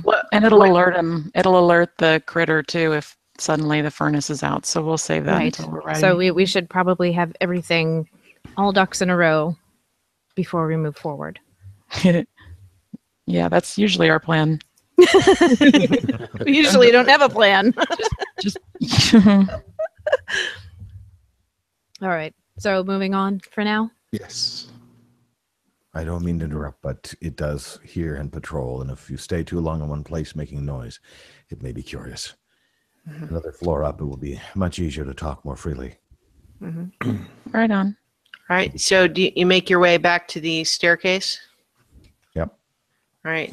So you guys are now climbing back up the spiral staircase that you climbed down before when you were fleeing it.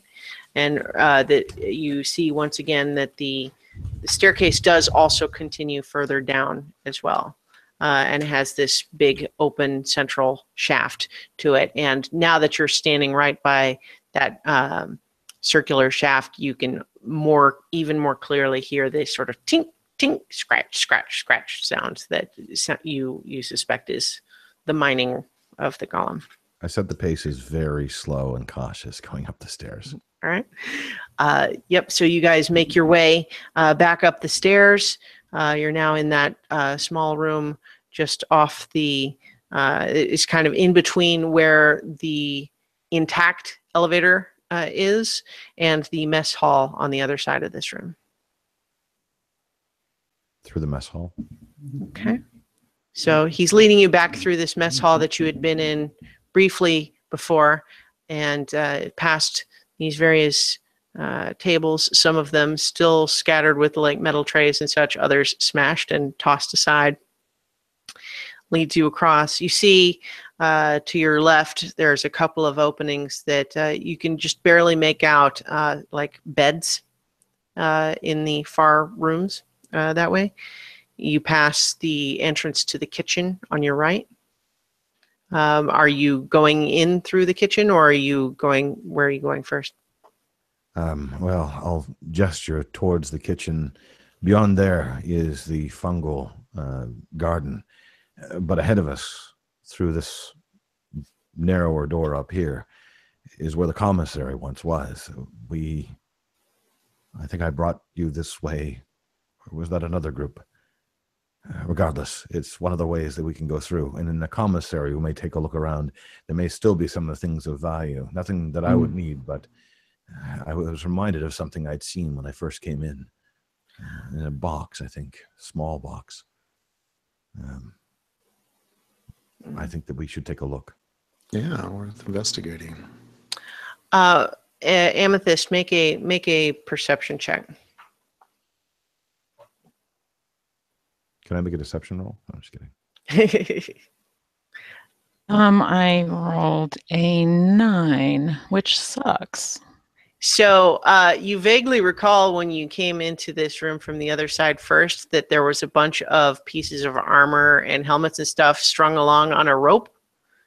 Mm-hmm. And Andri, even though she's leading you by the hand, forgets for a moment how much taller than you is, and she leads you face first into one of these shields, which falls off of the rope and goes clang, clang, clatter, clatter, clatter. Damn it. Sorry. I'm sorry. I didn't intend it for someone, an ally, to be caught in this. We will probably have to move swiftly. Yeah, everyone make a perception check. Shit. 14. 19. God damn it, 6. 21. I'm never going to live this down. Damn it. Archie and Nira, you feel like it's stopped making the noises it was before, and you hear its footsteps, but you didn't hear it make that sort of alarm whistle. Right. Everybody, nobody breathe. Give it a moment. It is a few floors below us. It will take time to get here. I suggest we move into the commissary to get a little more cover. Right. Be cool. Everybody be quiet. All right. So you move into the commissary, and this is the room that you were hiding in the crates when you first sort of encountered this thing. But on the other side of the room from the crates is kind of a stall with a locked cage behind it, or rather a cage that could be locked, like to protect valuable items. But it is actually currently, I wouldn't say it's unlocked, but it has been rendered opened. So that's what else is in the room in addition to these crates. And Alaric, you suspect that whatever they gave to the visitors who needed help with the dark would probably be in there. I'll keep watch while you people look. Something in there might be useful. It looks. I'll just go ahead and tell you guys. It looks like it's mostly been like ransacked, but there is a small box with Dwarven letters on it. Nira and Archie both speak Dwarven, and you recognize that what it says is "Goggles of Night" on it. It's a small box with a lock on it. All right. Hey, Mugen, could you take care of this lock? Quietly? He just kind of looks and says, "Hey, it's me." Yeah. He does take care of the lock, and it's quiet enough. And sure enough, what is inside? Is a pair. It's basically black mask with strange lenses on it. Is it just the one, or is there more than one? There's just one.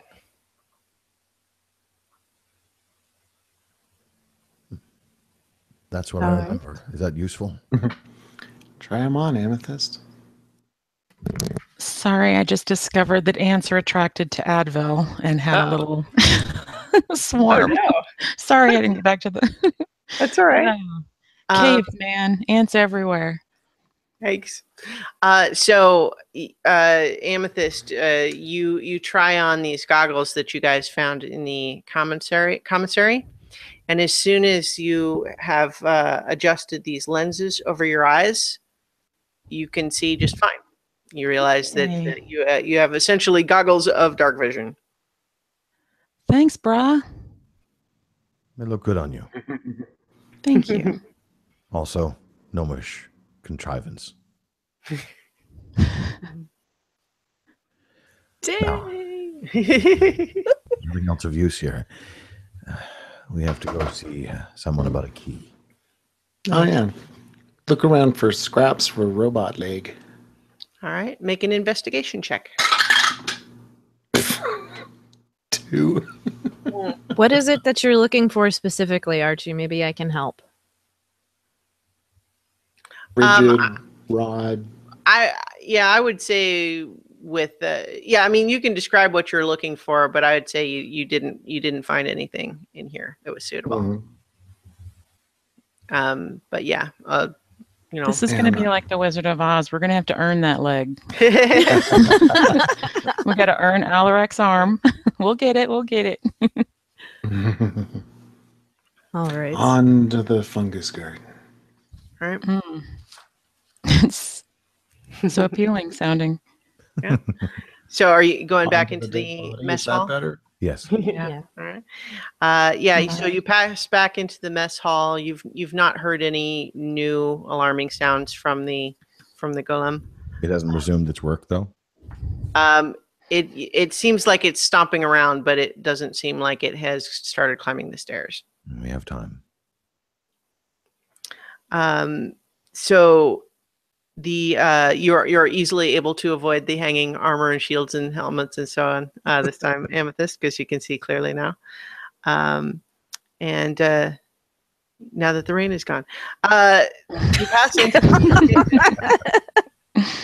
and you pass through these three sorts of cooking surfaces, ovens, and so on, and then pass through into the fungus gardens with all of its overgrown mushroom glory.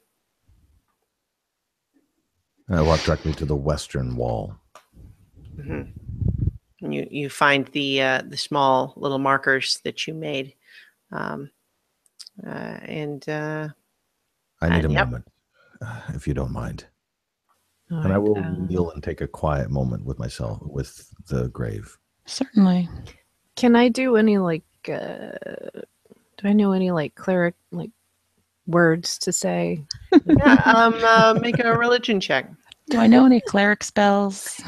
of words. Well, it would just kind of be Of like last comfort. right type of things. Well, that's a religion check. Yeah. For gnomes. And he was a gnome. Mm-hmm. Yeah. That's a that's a 14. Yeah, you don't know any gnome specific rituals, but you know some dwarven prayers of respecting the dead, because dwarves definitely are big with going in for like permanent monument and memorials and so on. And so honoring the dead even long after their passing is definitely something they do. And so there are prayers that are specifically about, we continue to honor you even though you are gone. All right. These would be mounds of stones too. It would be what? Mounds of stones, not buried pits. Right. Alaric, would you like me to say a few words? I don't want to intrude, but If you know some words that would help or would respect, I would appreciate that. that I can do.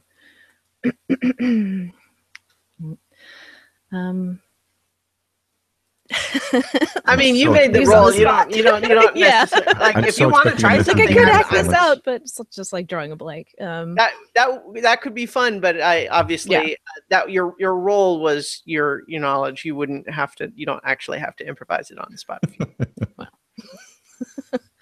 Okay, so I say my blessing, and may the spirits guide these souls to their rest and honoring the dead, and et cetera, et cetera. All right. I wait patiently and I nod my head and then proceed to take the rocks off stone by stone, carefully and quietly, reverently as well. You see, as you start to expose the remains, that there's really nothing of flesh left. And in fact, fungus kind of growing over from the rest of the garden has kind of consumed everything but the bones and is kind of growing around it. So it almost looks like it has some lumpy amorphous flesh made from the fungus. But you definitely recognize that there's a small skeleton in there, about 2.5 feet tall. Alaric stands up, kind of wiping his eyes. I have revealed his body, but I cannot search. Please be gentle, but be thorough. And I'll walk to the other end of the fungal garden and pick a few extra fresh things. All right. Who wants to read through the dead guy? It seems like Mugen's usual thing is to loot things, but I don't know. Yeah, he threw up the last time there were dead people around. So, what's I'll the roll for investigate. that? Investigation. Investigation. Mhm. I'm I'll a take a +2. stab. Well, not a stab. Ew. Respectful. 17. Okay, that's pretty good. So, you definitely find that you suspect that anything that would have been left of his clothing has been eaten away and dissolved and digested by this fungus. But you do, by gently, probing through the areas where you suspect, pockets might have been, you find a small handful of gold pieces, just 4 of them. But you also do find a small metal object. And once you kind of work the little fungus bits clinging to it, it is actually a ring of keys. It has one that looks like a more ordinary key that you'd be more familiar with. The other one, you wouldn't necessarily have had any idea what it was if you didn't recognize it from the blueprint as the magnetic key that you were looking for. Success. Yeah, All I'll right. look at the gold.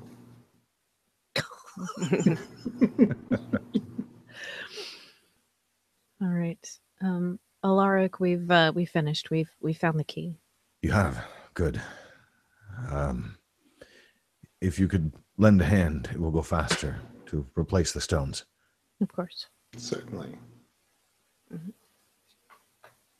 Okay, we do so. All right.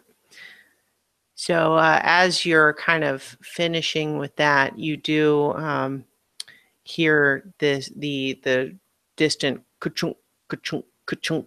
Sounds like it's getting a little bit closer, but not in a hurried way. So Right. It may be simply continuing with the rounds, bringing up fresh ore.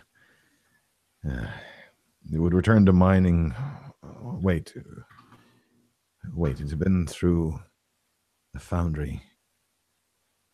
Where would I guess its next cycle would be? If it is in the middle of mining, would it go for more water yet, or? So it's, that it's probably not due to refill its water for another few hours.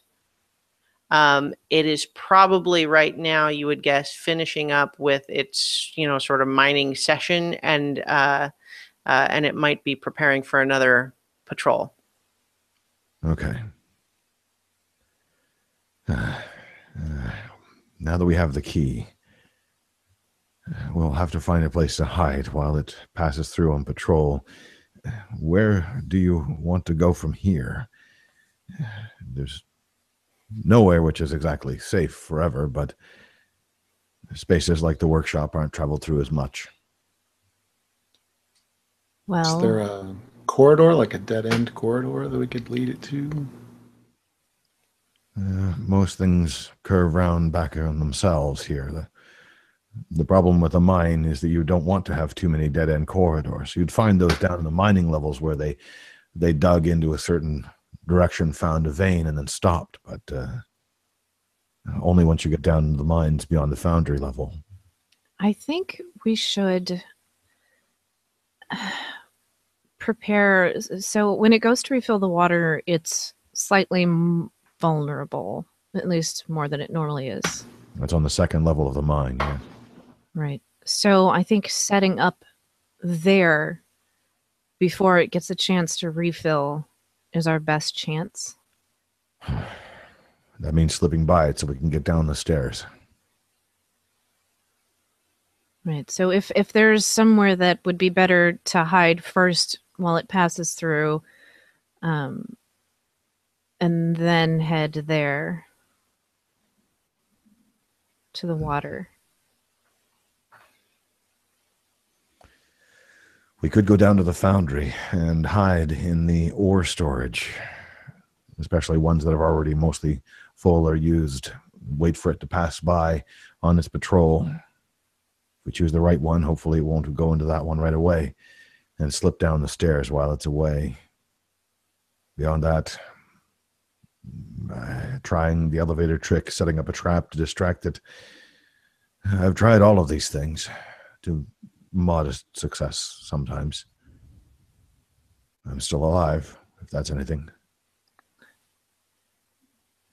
I'll take your advice.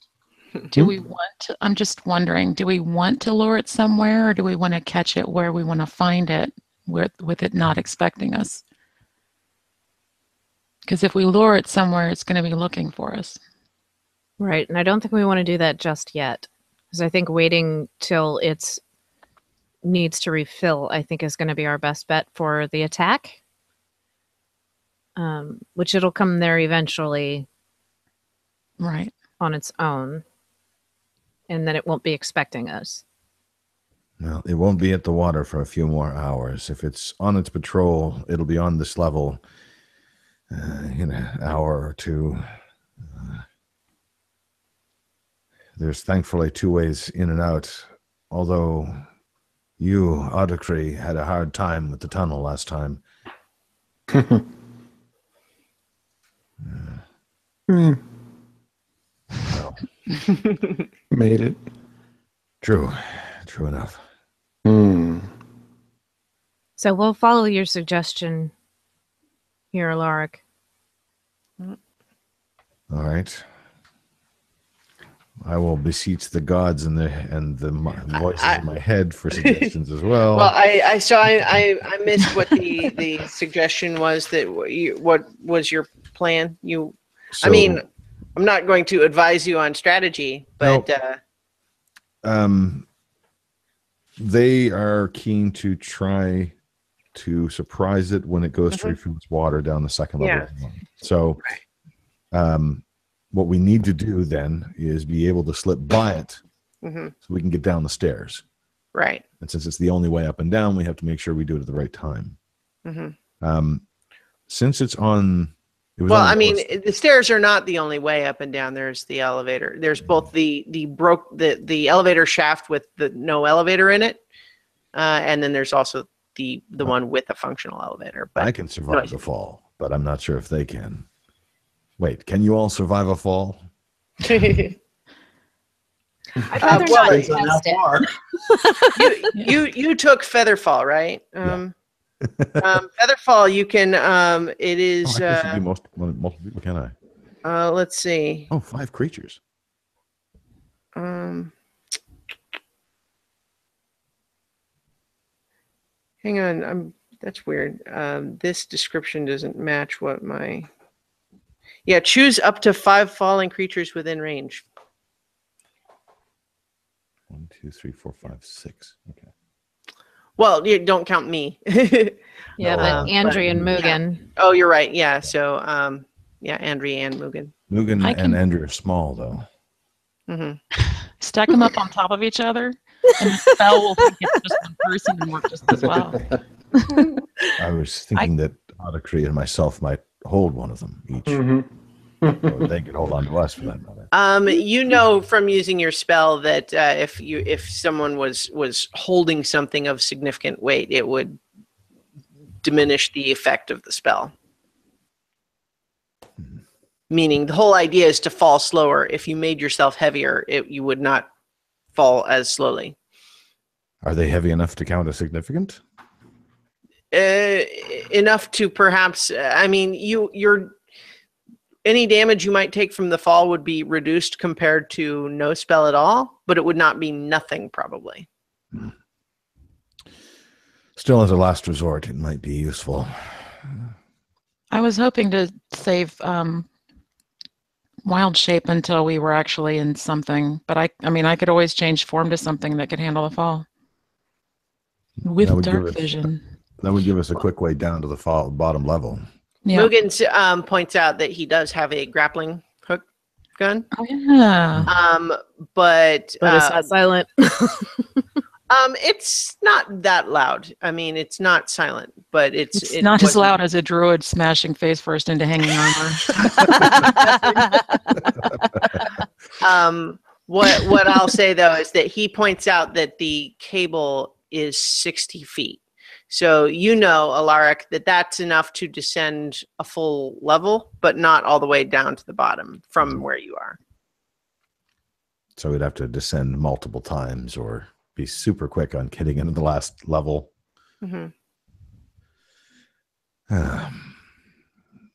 I could also distract it while you take this route down. No, we don't need you to take any more risks. I don't think so. I can change form.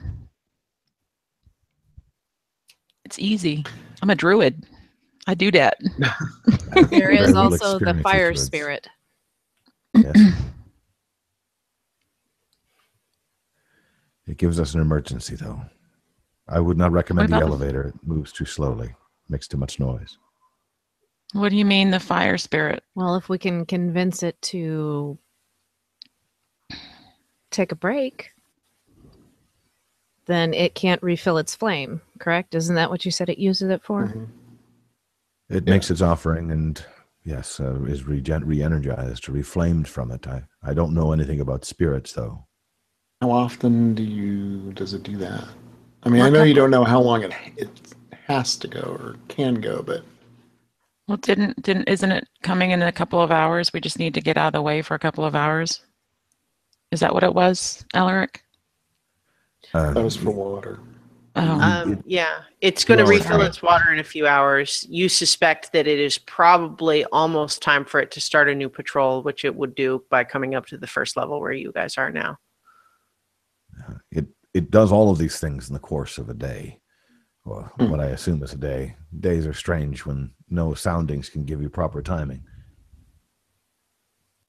But yes, the water would be next, fire would be later as it delivers the ore, and then the cycle with patrol in the middle happening again.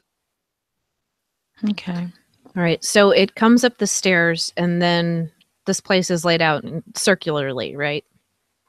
Roughly, yes. There are So circular patterns. Is there a point where it will be opposite of the stairs? Yes. All right. So if we wait until it's at that point, could we then make it down the stairs past it to where the water is? It would be our best bet, probably. All right.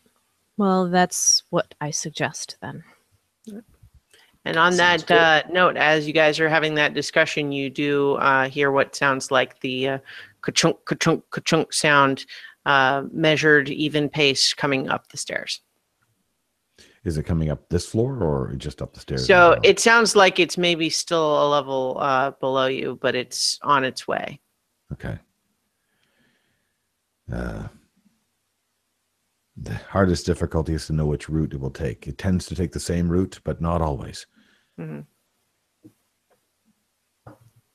Which route would I think it would take once it got to this floor? It would more often go through the mess hall first. Okay.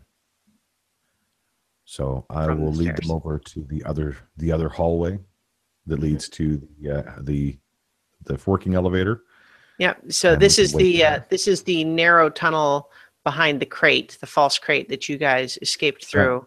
Well, before. there's the Or were you're right up having the them? right up the tracks.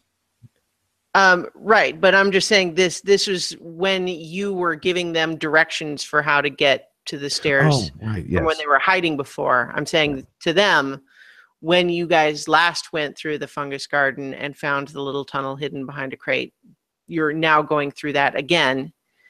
So it's once again this very small, narrow tunnel that you have to go single file through. But you emerge into another long tunnel, goes to the left and right, has a rail line through it. And then Now, as you... just move carefully. I'll move a bit further ahead, and I can signal you when I've seen it go off in the other direction. Okay. So go ahead and make a stealth roll to try to watch as it reaches the top of the stairs. 21. Oh, that's pretty good. So as you're watching, you do see it reach the top of the stairs, and as you predicted, it does continue south into the direction of the mess hall. Okay.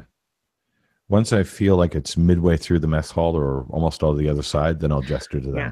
You know that it's going to go through the two barracks rooms on its way through the mess hall. Okay. And then it will go up into the fungus garden, and then it will go back around through the commissary. I will wait then until I think it's in the westmost of the barracks halls, Mm-hmm. and then I'll signal. Okay. So you do that. The rest of you are waiting for a few minutes while you listen to this thing kind of stomping, its footsteps echoing through the tunnels. Ka-chunk, ka-chunk, ka-chunk, ka-chunk. And then you see Alaric give you the wave, and you make your way over to follow him. You're passing through by this same elevator shaft, and Mugen once again gives a longing glance to the control panel, but but you're headed to the stairs now. Yes. All right, and yeah, you hear the ka-chunk, ka-chunk in the distance as it's stomping around on this level, but does not seem to be aware of your presence. Okay. All And I right. keep them moving all the way down to the bottom. Okay, so you guys descend one level. It's about 40 feet down to the foundry level that you had been on previously. And then you keep going for another level down, and you see on that level, there's another landing. It's an open area that the room is big enough that you can see the nearby elevator shaft as part of the same big room, but then a couple of just dark tunnels going off in various directions beyond to where you can see. And you continue further yet down to another similar area where this is now the bottom of the spiral staircase, and the elevator shaft is no longer on this level, but as you emerge into the room, you can see the hole in the ceiling where the elevator shaft is and the various bits of machinery that would call it to this level. And there's a rail line, and it goes off into the tunnels farther than you can see from where you are at the stairs. Now, on this level, I will advise a lot of caution. On the foundry level and above, there are circular pathways, tunnels which lead back to themselves, multiple ways of going in and out. Here, we are on one of the functioning mine levels. Most of them are simply tunnels off following veins that simply end. If you find yourself running down one of those and you're being chased by Denholms, you will not have anywhere to go. Now, the exception is on the east, and I will point by the stairs to the entrance to the small tunnel that's there. This one small tunnel runs through all of the shafts on this side. If you do find yourself running away, run to one of those shafts and look for the small tunnel out. That may be your only escape. Now, follow me and I'll take you to the water. Right. So he leads you not through the small tunnel that he mentioned, but through the big mining tunnel. You curve around to the left. You see that the rail tracks continue further on, and just at the edge of your vision before you turn left, you can see some broken debris that you assume is the remains of the other elevator from the other shaft that also reaches all the way down to this level. You turn and you're following more rail lines, and you pass several of these big, wide, mined out tunnels supported by various bracings. They're not wooden bracings, they're actually made from stone bricks, because there's just not a lot of wood to be found down here. But you make your way through past several openings on either side until you see a very large one, and it opens up and you can kind of hear the flowing of water as you get closer to it. Now, am I correct in that the collapse to the lower cavern is to the south east on the map? Yes. Okay. And I will gesture off in that direction, not lead them, but say down that way is where the collapse to the lower level is. Yep. But it may be possible to trick it to follow you there, but I don't think it's dumb enough to fall in the hole. You make your way in the other direction, more to the southwest, and you get to a point where this sound of rushing water gets louder and louder until you realize that there's an underground lake of sorts that is fed by a waterfall that is coming from the level above you. And so you can see that there's an area where there are a lot of tracks.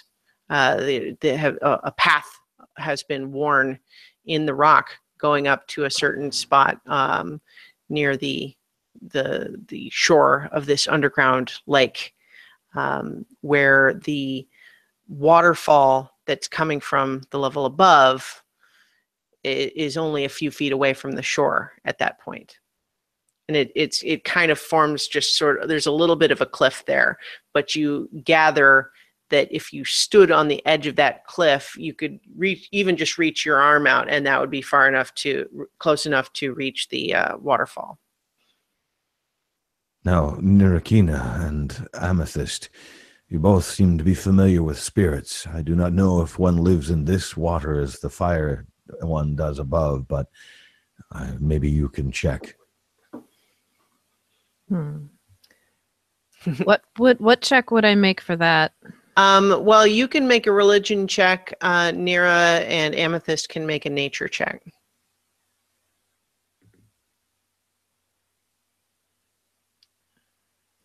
$21.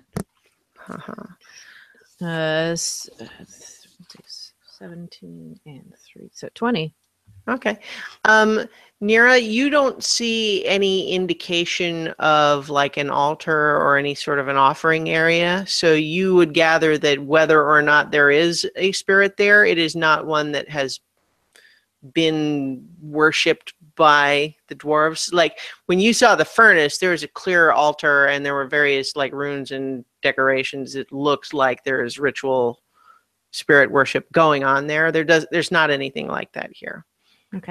And Amethyst, what you detect is that although there's sort of, residual ambient spiritual energy in the area, you don't get the sense that there's any kind of a awake spirit here.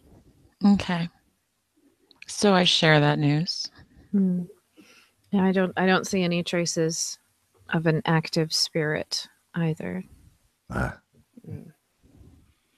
Well, perhaps that's just as well. Yeah. So, Alaric, you definitely know that what it does when it is refilling its boiler is that it seems to close its smokestack and goes and stands on the lip there and basically extends part of its body over to where it can collect water from the waterfall. Okay. Well, I'll point How that deep's out. that lake? Make an investigation check. Or dive in. 6. Okay. It's kind of murky and dark. You're not 100% sure. Even if we could just toss it in when it goes to fill up.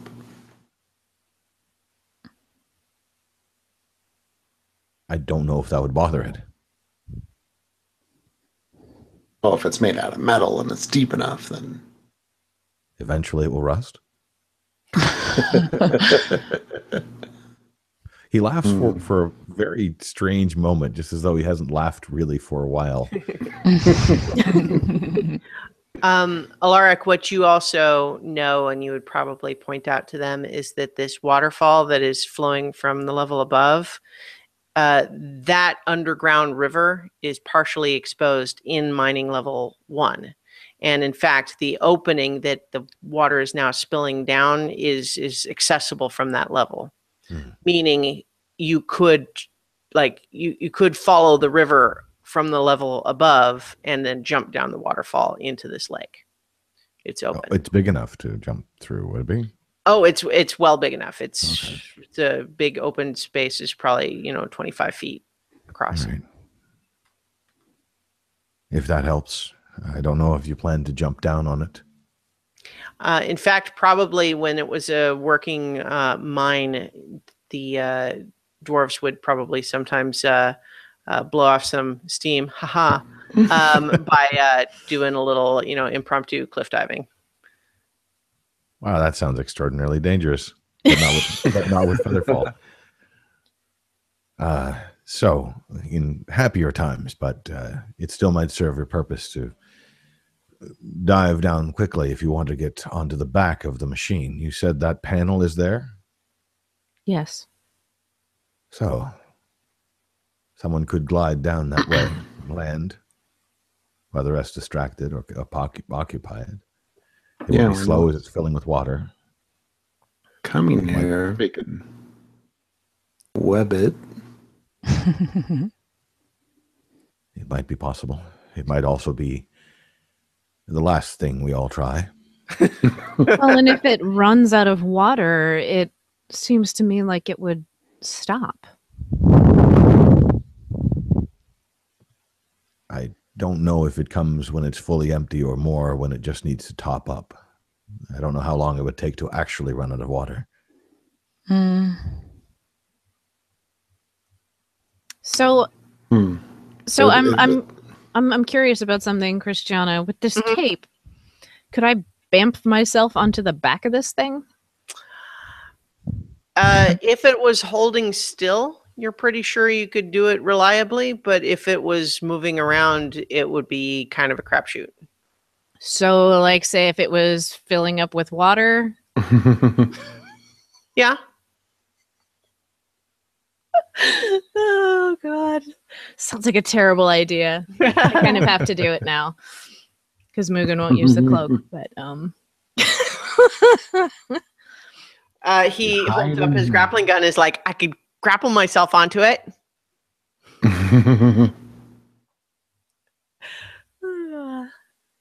Okay, so we have two potential ways to go about this. I can attempt to apparate on the back of this thing, or I could cast deafness or blindness of some kind, either, and Mugen can make his attempt to scramble up the back.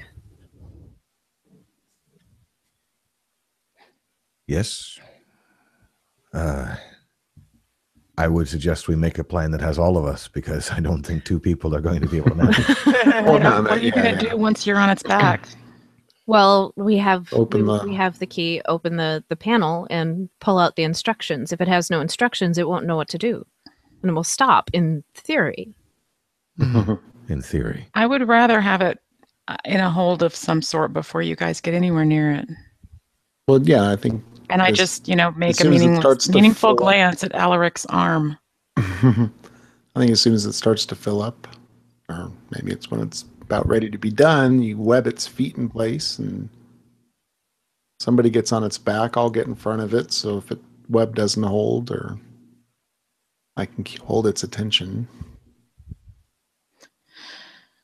Well, I'm going to do everything I can to make web work, because I'm going to conjure two giant spiders to web his ass with me. So Beautiful. if that makes you feel any better, Amazing. I'd rather you hold off till we get something on it, Nira. Right. So, Well, I also have Shocking Grasp that I can use, but I have to be able to touch it. So that's another point for having Nira Bamf on the back. Because it's metal, though, it needs to be before Mugen gets up there. You really don't. I mean, do you want to be on a metal thing when you touch it with Shocking Grasp? Are you protected? It would be like a last ditch thing. Yeah, So- I don't like that if you're on it. If you gotta touch it, that's But one if thing. I can't call lightning here. So No, I know. All right. Well, also would be standing in water, and so would most of us, I think. yeah. So let's web that fool. So now And- we've seen its 2 points of vulnerability, the fire and the water. What do you wish to do? well, I think this is where we should make our stand. That sounds fun. I'm down.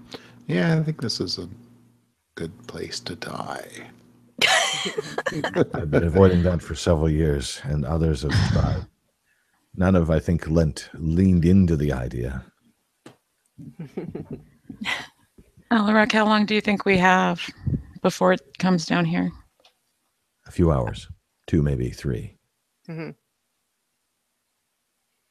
It's hard to tell. I haven't been able to tell time properly without the chimes.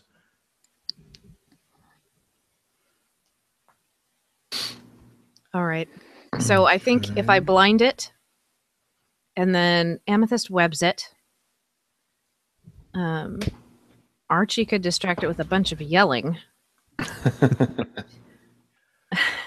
And can hit it then- with a hammer. Mugen can get up the back.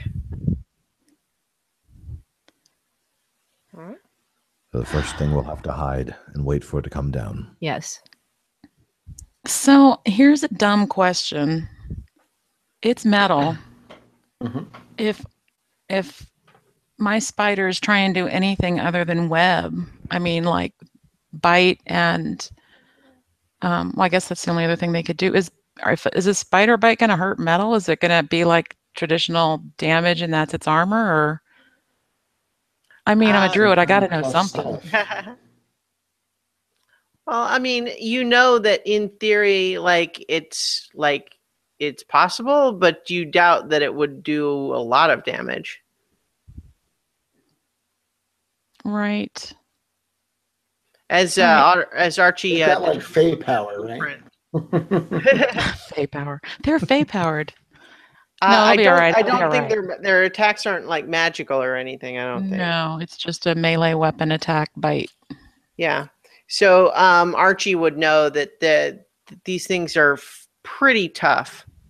So it would probably do some damage, but maybe Mhm. not much. Right on. It's just like a really high armor class.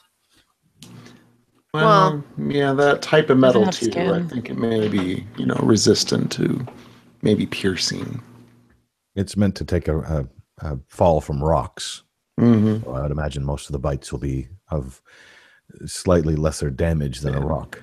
So Do they this will be spit poison? That might be fun. I was gonna say it's immune to fire, bludgeoning, bites. What the hell? We better flip this over. Oops. I mean, this thing. So I mean, I've got shatter also, Mm. which is always fun. Be interesting to see what works. It can All be right. damaged from blows, but they are minimal. All right. So All right. Shall We'll just we really hide? cross our fingers and Are hope that you this will. hiding in this area here? Are you doing anything else to prepare? Probably time for me to go ahead and cast Pass Without a Trace again. All right. To give us that last minute surprise. I'm gonna cast Conjure Animals. I'm gonna conjure 2 giant spiders. Okay, so pass without trace. Well, hang on. Let me just double check. Oh wait, is there a couple of daily things. limit on that? Well, no. I think I said it can do at will. Okay. Let's Yeah, see. it's okay. Yeah. But note that it is a concentration spell while you're doing it, Mhm. and conjure animals is also concentration. So you can't have both going at the same Okay. time.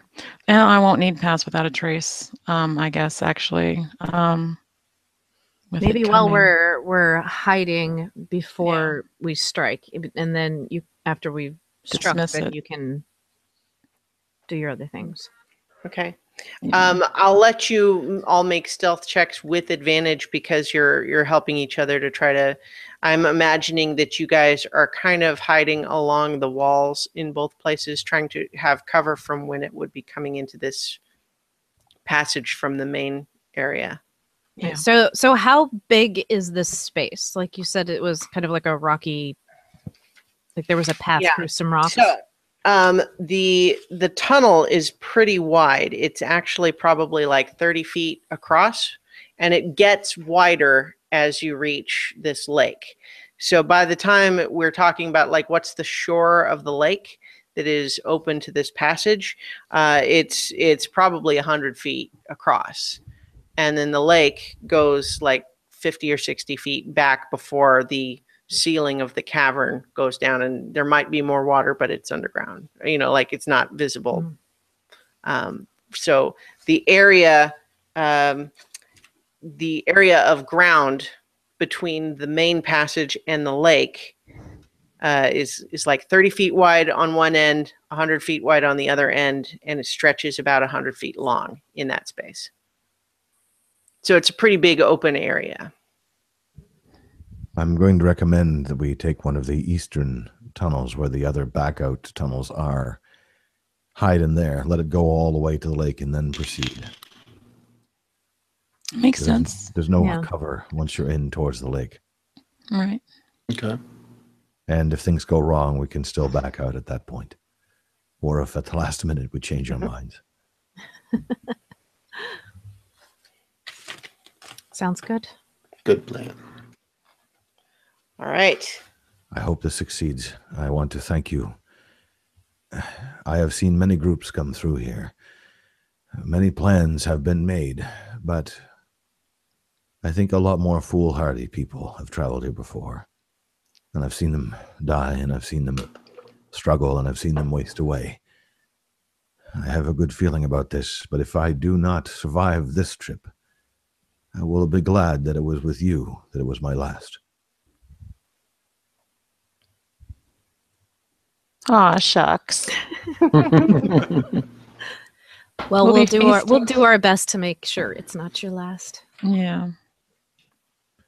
If it comes down to it, and I say run, run. Yeah, we'll see. We're not known for running.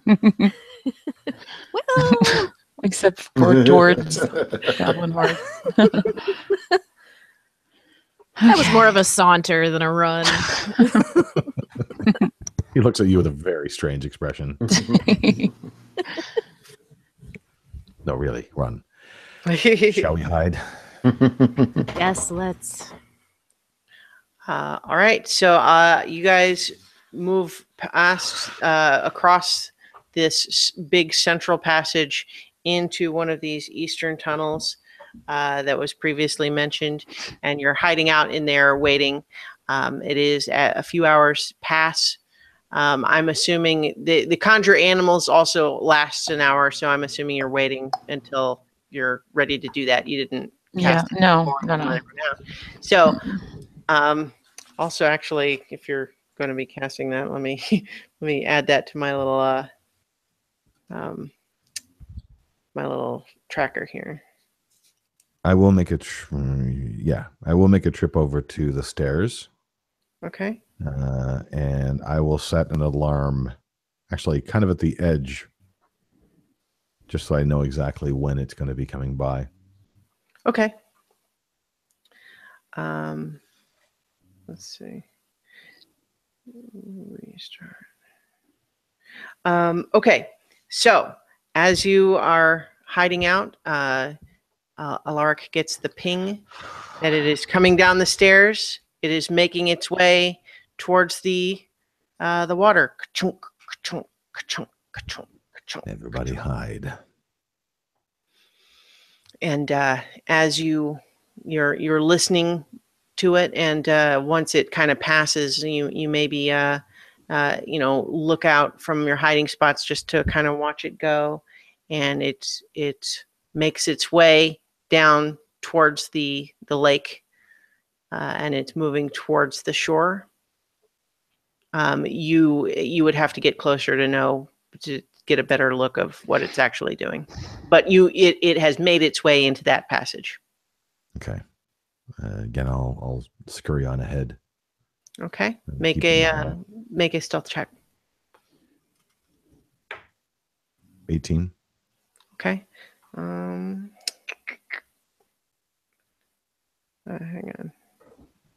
on. Yep, it doesn't seem to notice you.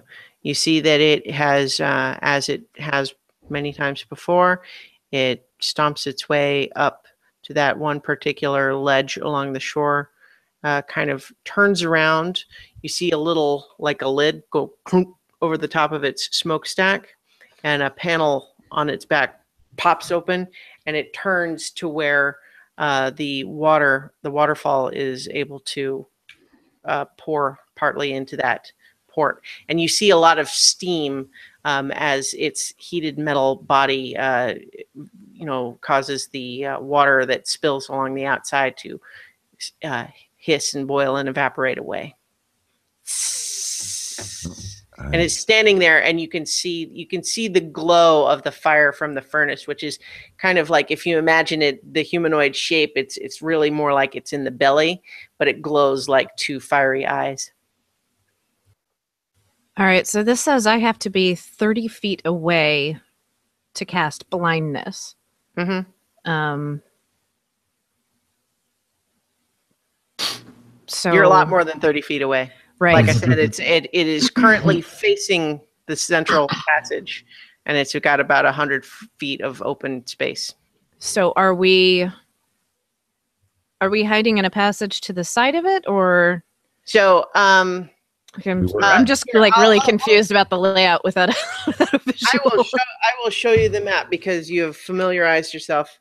So this is the lake right there. So it is right there on the shore of the lake.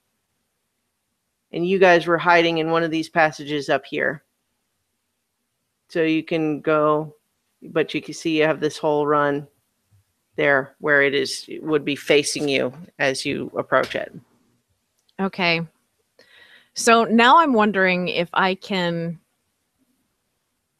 kind of bamf to within 30 feet of it and cast this spell, like as soon as I get there, or if that, because I don't have like a bonus action or anything. Like, would that just be like, okay, you're there, and then it's not my turn anymore? Let Roll me. initiative. Yeah. I mean, you could bamf there, but let me double check what the how the cape works.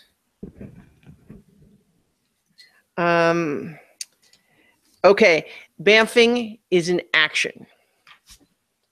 So you could bamf to within 30 feet, but that would be your action. So you would not be able to then also cast the spell in the same turn. But would it be surprised? If it happened before I mean- initiative. I would say if you bamf to that spot, it would be surprised, but then we would roll initiative and you wouldn't necessarily get to your Right. turn before. So it would be Okay. the dice that determine whether it gets to move before you or not. So there's like a little cliff that's where specifically was the cliff? Like it's So it's very along the different from shore imagining. because the waterfall falling from the level above is kind of clearing out, making the lake deeper where the water falls. Mm-hmm. So the part of the shore of this lake that is near there is a little bit more like a cliff where the water is deeper and there's more of a drop off instead of a gradual beach-like deepening.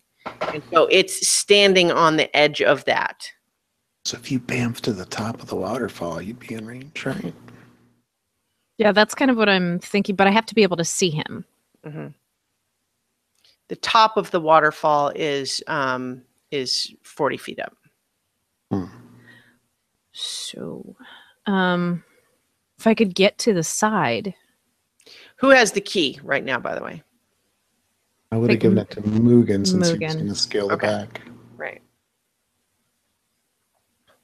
Okay. Now, could we have set Mugen? Like, I don't.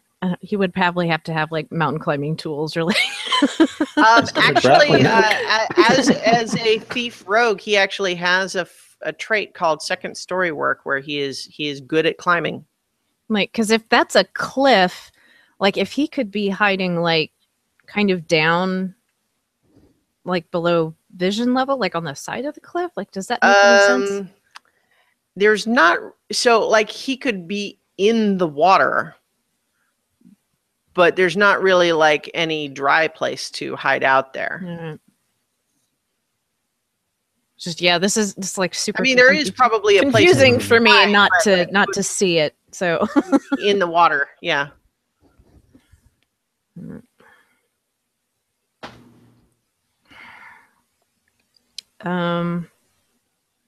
You were originally going to bamf onto its back, right? yeah, but because that thing is open and I'm just trying to like give everybody the best chance, but like if I pop in there and cast blindness, but I can't do both on the same turn, it's a thing. Well, And if I'm not high enough in the initiative, then Well, Archie, what if it'll be I were to moving? Well, as I What if said, I- it'll be moving slower once it fills up, right? Yep. So as soon as it finishes topping off, we just run into the room and try to web it and take it down? everybody go at once. We could wait until Blind it web. comes to the exit. Stay hidden in the hallway.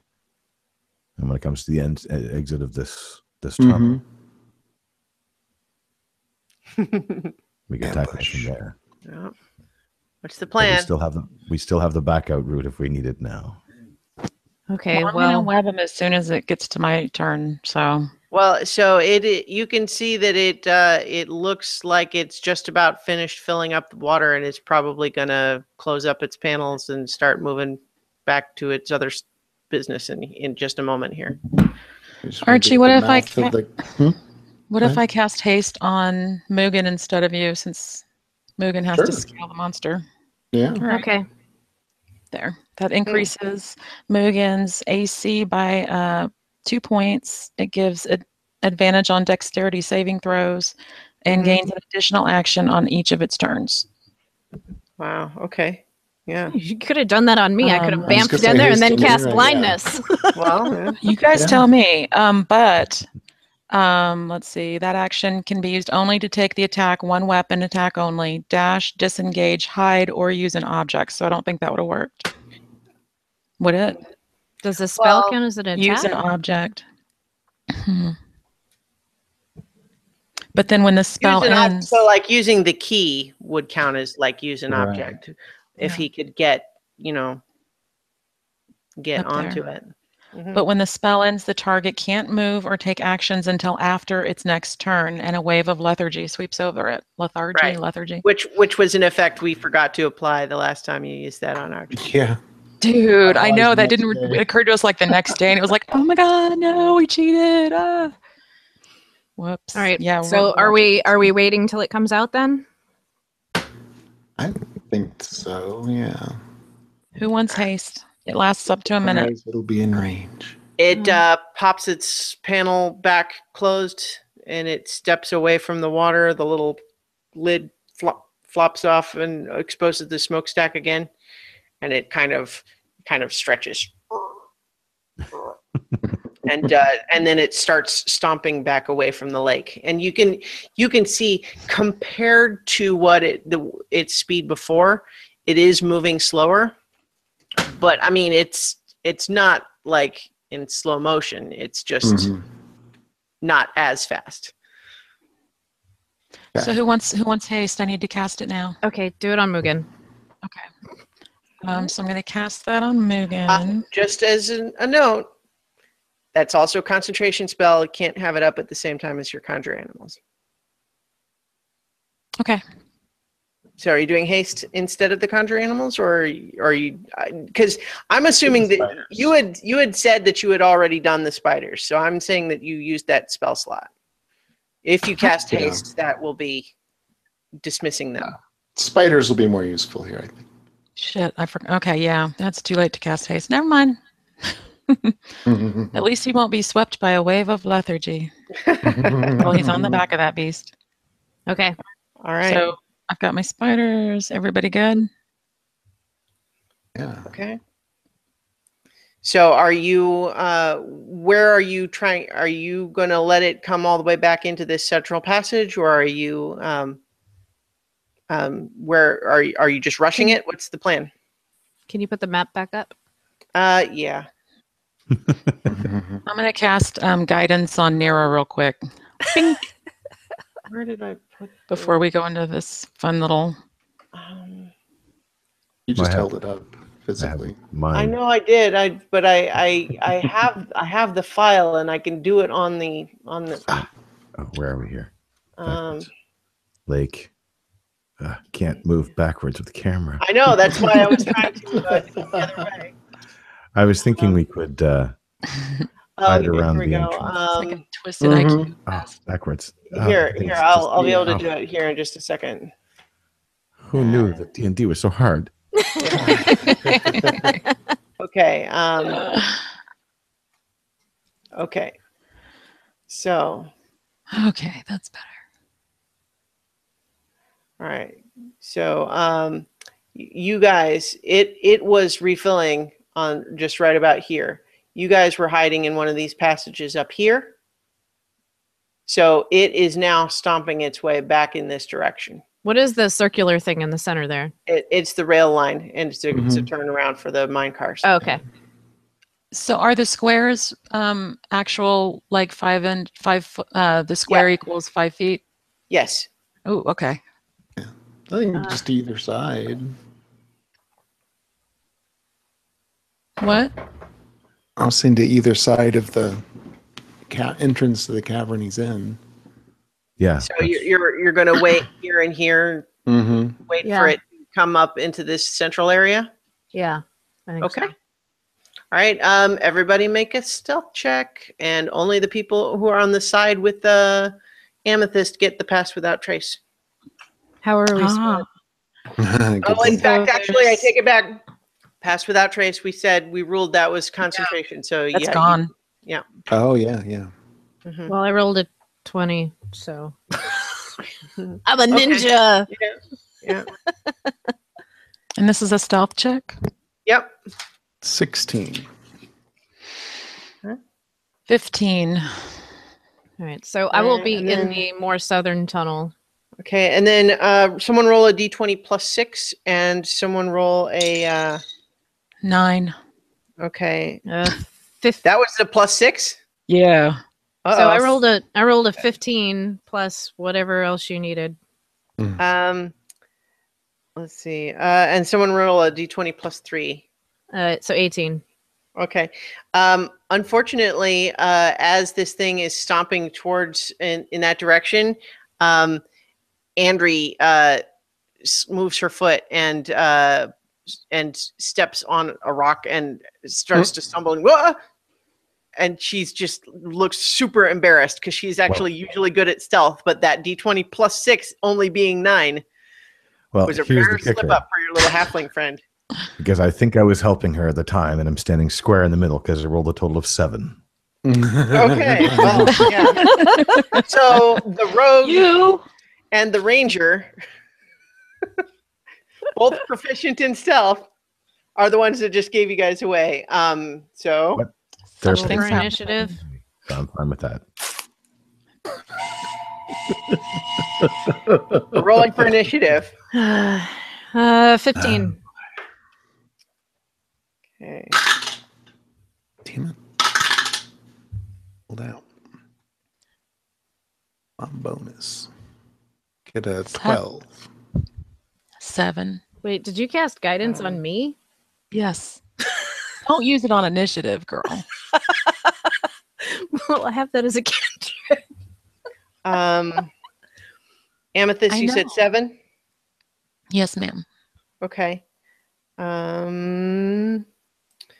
Alaric, what did you get? 20. 20. Starla, I did that because you would have argued if I'd told you to cast it on yourself, so I Okay, just hit you with it. Mhm. It's just easier. Someone roll a d20 plus 8. 12. 12. That's Mugen's.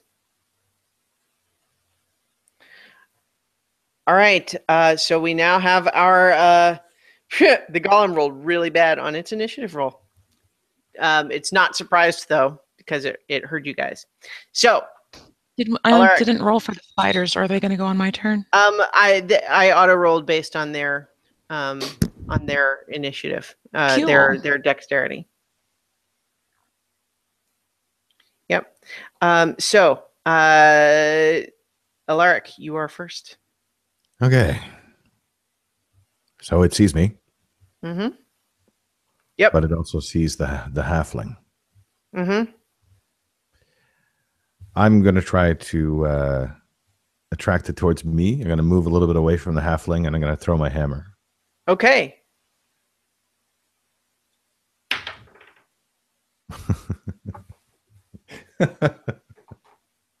So that's a nat 1. Okay. Wait, didn't you throw your hammer before? Like, did you go pick it up again? Like, how does that work? Nope, it came back. It appears in his hand, remember? Mhm. Oh, like Thor. Yeah, he's got a nifty thing. It does not even have to fly through the intervening space. It just teleports into his hand. Better than Thor. Take that, Marvel girl. Unless, of course, you want it to fly through and smash things on its way. And all right. Yeah. So you throw your hammer and it just sails right past this thing, Well, maybe distraction. and then clatters on across the stone I behind use it. my bonus action to bring it back. Okay. Boing. That's the noise it makes. I decided, unless you have an alternate effect. For the one that I rolled, a point is definitely appropriate. All right. But I am moving away from From Andri. Andri. Yeah. Okay. Attention. Nira, you are up. I'm going to cast blindness on this thing. Okay. I'm just looking at so you guys are both on either side of this, and it's in the center, so you are all within that 30-foot range. So blindness, it makes a Constitution saving throw, I believe. Yes. If it fails, the target's blinded or deafened for the duration. Are you picking one or the other of those? that you're Blindness. going for? Okay.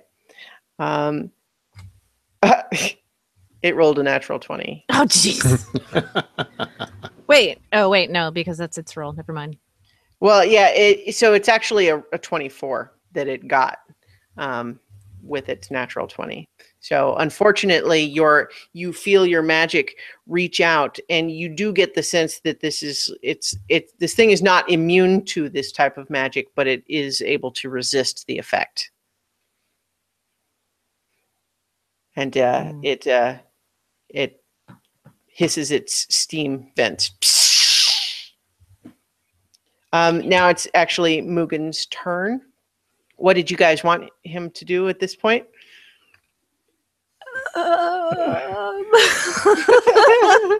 Well, he needs to get behind it, and he can't do that. Like, he'd be seen. He wouldn't have a chance. Well, what he could potentially do is attempt to run around it in the hopes that one of you will will attract its attention and it won't go after him. Yeah. So he could try to get around it, but could he do a smoke bomb? We forgot to give him the spider climb potion. Damn it. Well, he's still standing there with you now if you want to hand it to him. I'm handing it to him. Hey, this is the spider climb stuff. All right. So he uses bonus action to drink it. And then he's like, wow, this is cool. And you see, so he now can run up the side of the walls and onto the ceiling. The ceiling here is about 30 feet off the ground. And this thing is about 10 feet tall. So he can get up and out of range, but he can't get all the way behind it. So like he can get onto the ceiling, but not like any further on the map. So like, for example, if he is right here, he can get onto the ceiling here, but he's still here and not behind. Oh, right. Because he still has the speed limitations. Yeah. And normally he could dash, except he used the bonus action to drink the potion. Cool. Oh, so, but if he gets up there, then he can. Oh, but he can't get behind it. I was gonna say he could just drop down onto it, but he can't get behind it. So. Well, I mean, he can, just not this turn. Okay. Well, it gives Nera a chance to get blindness to go. Well, I didn't mean it like that. All right, so Mugen's plan then is at his next opportunity, he's going to try to get to where he can get behind it or drop onto its back or find some way to get to that panel. All right. Does that make sense, guys? Yeah, perfect. All right, and he's got the key, the magnet key. All right, so Archie, you're up. Okay. I want to I'm going to move. So let's see. I want to be essentially 30 feet in front of it. Okay. So moving towards the center, I guess, towards the tracks a little bit. All right. So you're moving like here to try to attract its attention. Okay. And I'm going to cast Compelled Duel. Ooh. Let me. What's the saving throw that it needs to make? Let's see. Wisdom saving throw. Wisdom saving throw. It rolls an 11. Ooh, my spell DC is 14. Wow. Okay. So, this concentration spell must, on a failed save, the creature is drawn to you, compelled by your divine demand. For the duration, it has disadvantage on attack rolls against creatures other than you. And it must make a wisdom saving throw before it can move away from you. Nice. Okay, yeah. All right. So yes, you channel this divine vengeance energy that you have within you. You point at this thing. Get over here. Yeah. Oh, damn. Oh, well. All right. I So was going to do Shield of Faith, but it's also concentration. yeah. All right, and we'll see in a minute if you're glad that you did that. Okay. So, and you were 30 feet away when you cast that? Correct. Are you staying there? I'm going to get. I want to be as far away from it as possible. I want to. So I'm going to say it's back to face everybody.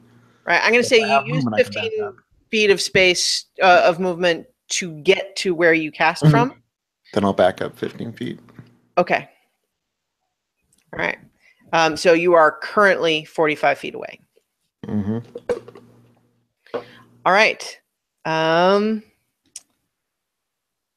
Okay. Now it's the spider's turn, Amethyst, and I'm just double checking the spell because we haven't used it in combat. Trying to remember if you control them or they're just friendly to you. They're friendly and I They command obey them. verbal commands. Yeah. Okay. Yeah. So it's their turn. What are you telling them to do? So I've already given them the basic battle plan before we started. Mm-hmm. So I just command them to go on, I guess, either side of him Okay. and use the web All ranged right. weapon attack to restrain. Okay. They are each making that attack. Do you want to roll for them or I can? Either way. You can. Okay. Whatever you'd rather. All right. So they're each rolling a +5 for their web attack. Right. One gets a natural 1. Damn it. Yeah. The other one rolls an 8, and unfortunately, neither of them are able to connect with their spray of webbing. It sails by them in both directions. Good job, guys. Thumbs up. They Get them next time. A couple of arms doing. Okay, it is Andrew's turn. She is going to kind of try to duck behind where she's got like 3/4 cover from it, and she's going to fire her short bow at it. Where do I have her? There we go. And ooh, she gets a 24 for one, and a 9 for the other. The one hits and the other doesn't. And so one of her arrows strikes this thing, and you see that the arrow just shatters on the metal. And there's a little tiny dent there, but not much. And so that's her attack. Amethyst, you're up. So I'm going to cast web. Okay. And hopefully do better than my pals. Yeah. It's got a 60-foot range, so I think I'm good. Mm-hmm. Same thing it's going to be for restraint. I don't know how it... Right. And for you, you're not making an attack like the spiders did. You can just say the webs go right there. The webs, so you can yeah. you can fill a 20-foot cube from the point that you choose. So I'm assuming you're picking it right on this thing, right? Yeah, I just want to I want to pin his arms and legs as tightly together as possible and try and seal up his, what was that thing you called it, Chooch? Okay, the steam valve? Hang on. So let's see. How big is he? Something like 13 feet. I really just want to restrain him, but if I can glob up that steam valve. Arms down to the floor and stick him to the floor. Yeah. But on the side so that his keyhole is showing. Here's the problem. The nature of that spell looks like it says if the webs aren't anchored between two solid masses such as walls or trees, or layered across a floor wall. Or layered across the floor. That works. Okay. But yeah, so like you can't. Can I suspend it between the two? We're at the mouth of that tunnel. Is it close enough? It's too wide. It's 20-foot cube is what would need to be. Yeah. But you can do it along the floor and it would still have the effect. I'm just saying you can't like choose to have it pin the arms and stuff. Right. But it would be so basically it makes that whole area difficult terrain, except for your spiders who are kind of immune to dealing with webs. And it is okay. It makes a dexterity saving throw, and if it fails, it is restrained until it uses an action to break free. Okay, so it makes a dexterity saving throw, which it is currently at disadvantage of because it just refilled its boiler.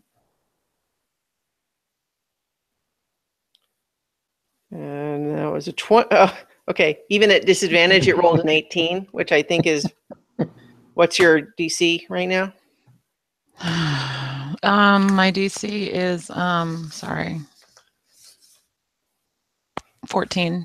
Yeah, so unfortunately, it avoids being stuck in the web. Same thing happened to me, Amethyst. We're in the club. I know, right? Found it, girl. Yeah. And so you can see this thing.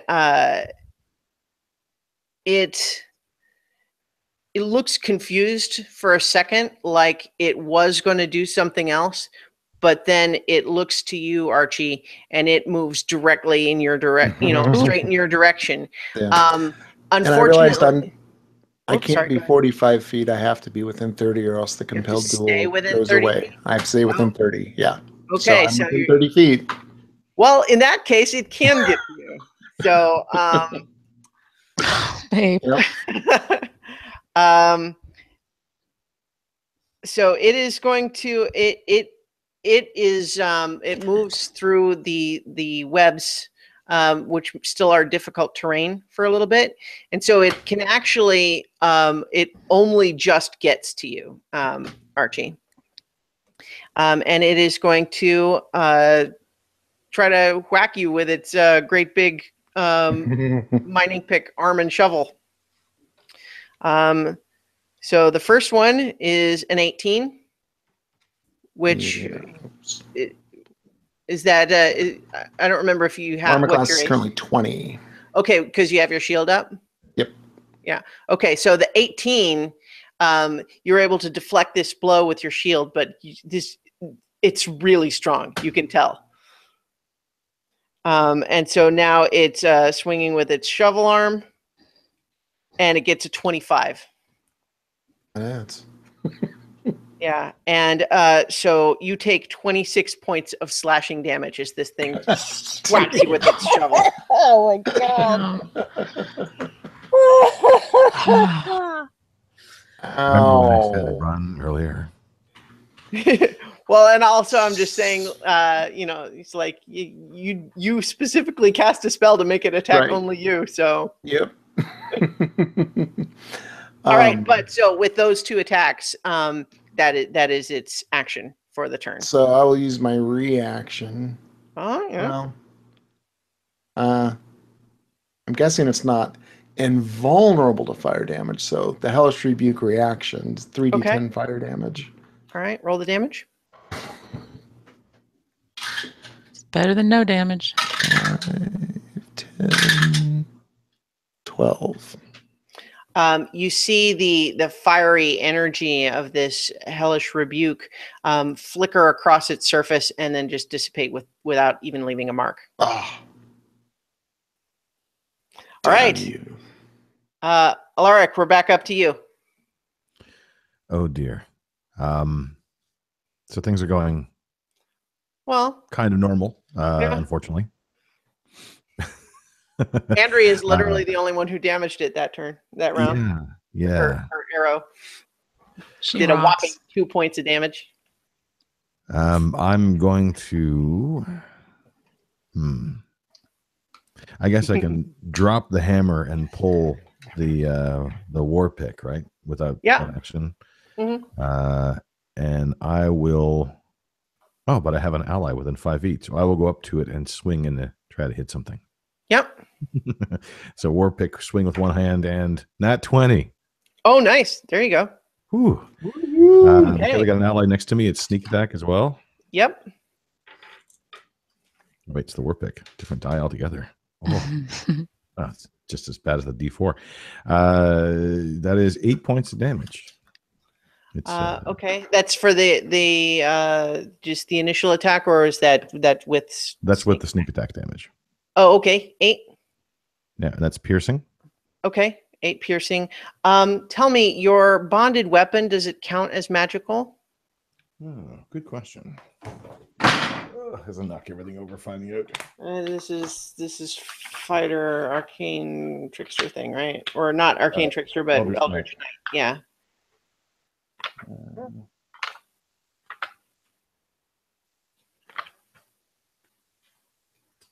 Let's see. Weapon bond. It doesn't specifically say, unfortunately. I wouldn't be surprised if it like that's a later bonus or something like that. But so the answer is no. So you managed to get it with this significant strike. It was 8 damage with a crit and sneak attack. Yeah, I rolled 2 on the D8 and 2 on the D6. Mm-hmm. And because I'm only wielding one weapon, I get a +4. Yep. Actually, sorry, no, that's 12 damage. I forget the +4 from strength and cooling. All right. So, okay. Yeah. So you get the sense, though, you managed to get a really solid hit on this thing while it's facing down Archie, and you scratch it, but you can definitely tell that something about the metal resists ordinary piercing damage. This has been my experience. Mm-hmm. It's sadly going like a memory I've had. All right, Nira. Okay. So it's susceptible to magical damage. Mm-hmm. Hold on, let me find it. Where are you? So I have spiritual weapon. Mm-hmm. I cast a spell. You can make a. You haven't used it before. I was just no, I haven't used it before. On a hit, the target takes force damage equal to 1d8 plus your spell casting ability modifier. As a bonus action on my turn, I can move the weapon up to 20 feet and repeat the attack against a creature within. So there's only one enemy. So it says clerics of deities who are associated with a particular weapon is known for this, for the mace, blah, blah, blah. But since mine is a mountain, can I just like drop a mountain on it? You can. I mean, you also have a warhammer, so right. I mean, you can have it just look like a mountain if you want. I mean, it's all kind of metaphorical anyway. Right. It's a magical effect. Yeah. You can have it just look like a big rock. Well, warhammer two-handed is 1d10. Well, I mean, it's still only going to do the damage that the spell says. Well, I know, but my actual warhammer. Oh, okay, yeah. Or I can attempt to do the blindness deafness again. The cool thing about the spiritual weapon, though, is that if you cast it now, it lasts for a minute and it's not concentration. Okay. So you can have it attack again on subsequent turns. Okay, I'm going to do that. Okay. All right. So what does it look like? Does it look like a big rock? Yes. Kind of just like a miniature mountain. Like a souvenir shop model of Mount Rashama? Yes. All right. So as you guys watch, Nira channels this divine connection to Rashama, and an image, a spectral image of Rashama appears next to this golem and then just goes like bonk. And so you make a melee spell attack, Nira. So that is, what am I rolling? A d20? It said, hold on. Your spell attack bonus should probably be your wisdom modifier plus your proficiency. See on it. What? So wait. What am I rolling? I'm confused. Wisdom plus proficiency. It's a spell attack modifier. It's like if you were doing. Okay, so it's a d20 and then plus wisdom and proficiency. Okay. Yes. So that is an 18. Okay. Just don't forget, you've got guidance cast on you too, Starlet, at some point. I don't know if you made a note of it. Well, I'll go ahead and let you know 18 is just enough. So that's a hit. Okay. So roll your 1d8 plus wisdom. Okay, so it's 10. Sweet. All right. And this is force damage. And you see that unlike the damage where it seems to resist the ordinary physical weapons of the arrow and the war pick, this seems to do the amount of damage you would expect from the strike. I don't know exactly what you expect an illusory mountain to do, but Yeah, Smack it around. just sort of the visible mass of this rock just striking into it. You do see it dent the metal. Nice. That said, it should be made clear this thing is still really healthy. It does not look very damaged at all.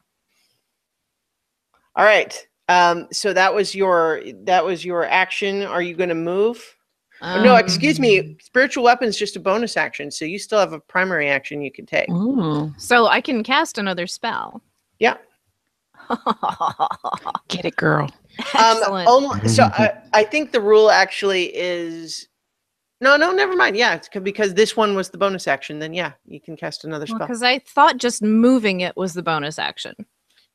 You can use your bonus action on subsequent turns to move it and attack it. The first conjuring and attack is still just the first bonus action. Oh, okay. Well, then I want to try to cast blindness, deafness again. Okay. It's making another Constitution saving throw. And it gets a 15. My spell save DC is 14. Yeah. I just wasted it. Able to resist Burned the attack. it. Can't do All right. it again. Are you going to move or are you staying? Where? I'm still in that one. I'm assuming you were kind of just off to the side here and casting it, and it's now here with Archie. Yeah, I'm gonna stay there. Okay. All right. It is Mugen's turn. He is on the ceiling right here.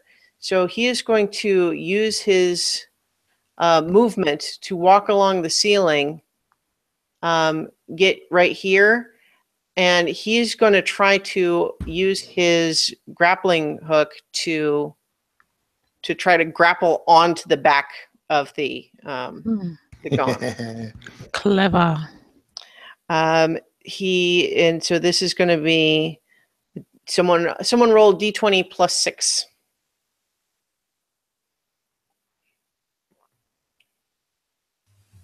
Oh, looked like Starlo was moving. Oh, hold on. That's a 13 plus 6.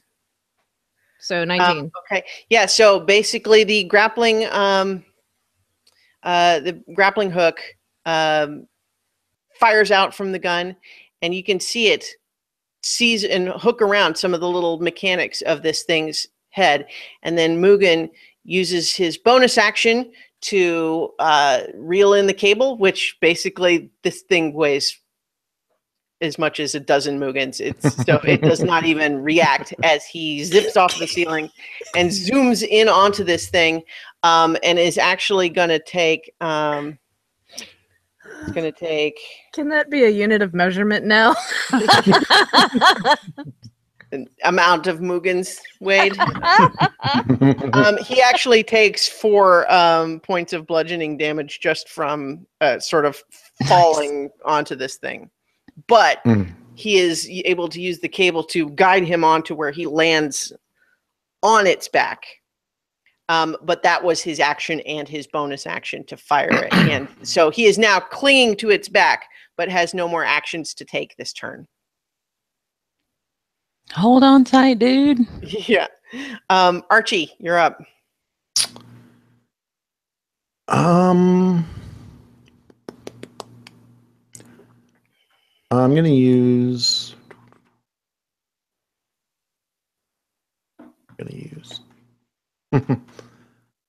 I'm going to. I think I'm going to take another hit. But. You could always dodge. Yeah. I think Mugen just needs one more round. So I'm gonna go ahead. I'm gonna use my bonus to cast Shield of Faith on myself. Okay. Giving myself +2. Does that drop the compelled duel? It was dropped as soon as Starla hit him. Oh, okay. If an ally damages, it breaks. Well, actually, I think I damaged him slightly, so might have even gone off then. Oh. Oh yeah. So I'm gonna do that, and then I don't think really damaging it's gonna damage it much. All right. Yeah. Don't you have a magical sword though? Well, yeah, but I mean, I figure it's going to take round after round after round to damage it, and it's the moment Mugen gets that thing yanked, it should stop. We I'd try hope. the magic The sword. rest of this has not gone according to plan. Yeah, try the Right? magic sword. That's my vote, but I know it's your choice. We're not having this conversation, essentially. Right? Yeah. So I think dodge is the other one, unless I can block, but I'm already blocking. Can't remember all the actions you can do. I mean, you can disengage, dodge. Yeah. Disengage, dodge, hide would only work if you were, had something to hide behind. Mm-hmm. So I guess dodge. Yep. So did you cast Shield of Faith?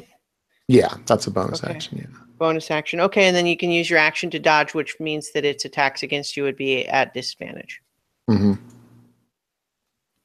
All right. Is that the plan? That's the plan. All right. Amethyst, what are your spiders doing? They're going to try and web that dude again, restrain him. Okay. They have to they have to move a little bit to get to where they're going to make their web attack, but that's what they're doing. Yeah, they've got a 30-foot speed and a climb of 30 feet too. Yeah. All right. One rolls a 10, which is not enough. The other rolls a 20, which is Sweet. So one of the spiders manages to strike the golem with its webbing, and that means the target is restrained. As an action, the restrained target can make a DC 12 strength check. That's on its bursting turn, the right? webbing on a success. Yes. The webbing can also be attacked and destroyed, vulnerable to fire damage, etc. Okay. Cool. All right. So that's the two spiders. One of them has managed to get webbing all over this thing, and on Mugen, incidentally. Of course. He's kind of just like, I was holding on just fine, thanks. I thought that had to be on the floor. No, No, that's it's two different the things. spell. Oh, okay. The web spell. The spell I cast was the poopy thing, and web attacks of giant spiders is awesome. Okay. Yeah. It would have been or- great in that other temple where that roof collapsed, but in this situation, that dream we had anyways, but yeah. All right. Here it's not. Okay. It's Andrew's turn again, and she's like, well, didn't go great last time, but what are you going to do? So she's going to fire 2 more arrows at it.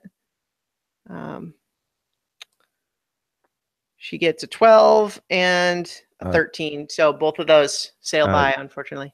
It's restrained though, right? So don't people have advantage on it? Yeah. By the spider webs? Yes. I always forget restrained. Restrained is a weird Attack one. rolls against the creature have advantage, and the creature's attack rolls have disadvantage. And it has disadvantage on dexterity saving throws. Oh, then yes. So I'll say those first 2 rolls you, Mark. were the advantage roll for the first arrow, but so that still misses. But now 2 more rolls for the second attack. 19 for one, and Oh, yes. and the other one was an automatic miss. So the 19 counts. So that's a hit, which does another 3 points of damage as another arrow kind of just shatters off of this resilient metal that it's made of. Nice. But yes, restrained by the webbing, you're right. Amethyst, you're up. So it's restrained by the webbing and it's stuck until its turn when it does a dexterity roll, right? Is that what it is?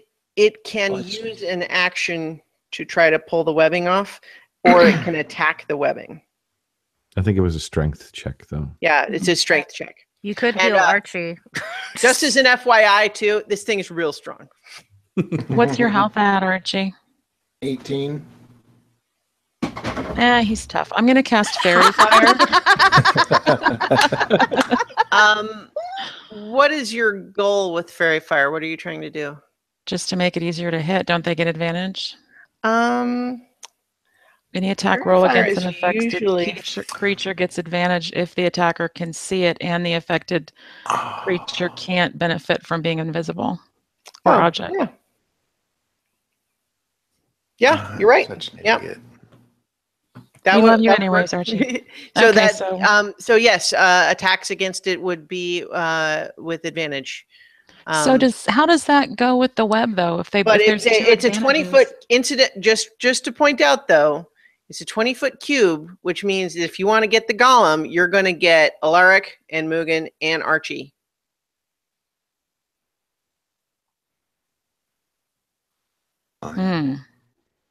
Also. Well, it was one thing to gamble with Archie's health. That feels like too much. Yeah, that's why I didn't cast Shatter, or Thunderwave. Seemed like a All bad you idea. melee people, I swear you're trouble for range.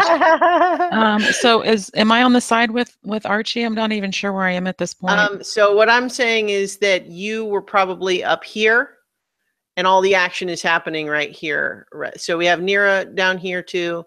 Spiders are maybe like around this area, and Archie and Alaric and Mugen on the golem's back, and the golem, of course, are right around this area. So I've got to run up to Archie to do Cure Wounds then. Okay, is that the plan? Seems pretty stupid, but I guess that's the plan. I don't see any point in casting web again. Okay. So you can get to Archie, but you will now be in melee range with the golem when you do Got that. it. Right on. Okay. So you're casting Cure Wounds? Yeah. And so I roll that for him. Yep. My spellcasting ability modifier, is that my That's your wisdom modifier. my wisdom, which is +3. And does the proficiency get added to that, or it's just +3? No, not for 20. not for this roll. Okay. I'm gonna make Just a note for of this time. spell attack rolls.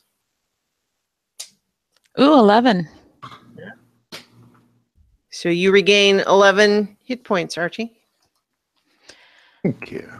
How close am I to the golem at this point? Melee range, 5 feet.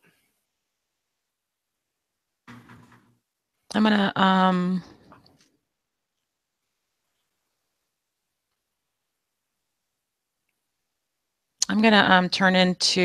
gonna use my wild magic and turn into a giant spider. All right. Sorry guys, hope you're not afraid of spiders because there's 3 of us now. One of All I us was gonna say it's a bit late. Yeah. Yeah, so you transform into a giant spider. All right. Now it is the Steam Golem's turn, and you guys see it's stuck in this webbing, and it's got, like a Mugen on its back, and it's surrounded by a giant spider and Archie and a rogue behind it. At a mountain. So you see it kind of shift into a sort of a sturdy stance, and then several little slits open along its side, and it vents steam all over you guys. Oh, shit. It's never done that before. Everything within 5 feet of it. Yay, I'm glad I yelled you for that. Well, you may not be glad that you got in melee range. No, I'm not. Just kidding. You're okay. worth it, Archie. Everybody make a Constitution saving throw. This is going to be Mugen and Archie and Alaric and Amethyst. 3. Shit. 8. Okay. 9. All right. Mugen's constitution is not super great. And y'all. Okay. Bye. So, oh, and just randomly he rolls a 16, which is actually still not good enough. Oh my god. You all take 48 points of fire Ooh. damage. I'm down.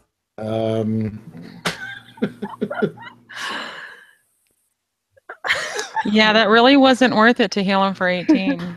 I have regret. I'm at negative 19. So I'm no longer so- a spider. Yeah. You had 26 total as a spider, so you drop out of spider form and then take an additional 22 points of damage. Nobody asked, but in spider form, my name was Charlotte. Aww. She's dead. Totes a pro. Okay. So Mugen is unconscious. Alaric is unconscious. 22. Archie is God. unconscious. Amethyst, you are badly burned in your human form. I think I'm at 17 health now. I I think should that's have right. just I don't bamfed. know. Oh my god. I don't know where Mugen's Adden is. You keep saying that, Nira. Where Mugen's what? Whereas Adden is Mugen's. Adden is rogue abilities. He does not have the evasion Okay. or the cunning or he didn't take level 5 as a rogue. He did 1 through 4 as a rogue and then level 1 as a monk. Braces Okay. of the Thorn. Bracers of the Thorn. That does something. I'm trying to find my reaction something thing. Yes, that does. You can use that. It if you extrudes have- spectral thorns. Yes. So remind me how much what it does. I'm trying to find the whole reading thing, the whole piece. It. I want to say it's like 2d6 or something. I think like that. so. Yeah, that sounds. Let me find it to make sure. Okay. My screen went just my page timed out on that. Sorry. Okay. Well, I was going to look it up, but I thought you had it up. I thought I did too. Okay. Oh, do you have it up? I mean, are you looking it up? I I'm can look trying it to up. read it. For some reason, this form fill on my PDF isn't letting me read it. I'm sorry. Can you read it? Okay. Yeah, just a second. I have to. All right.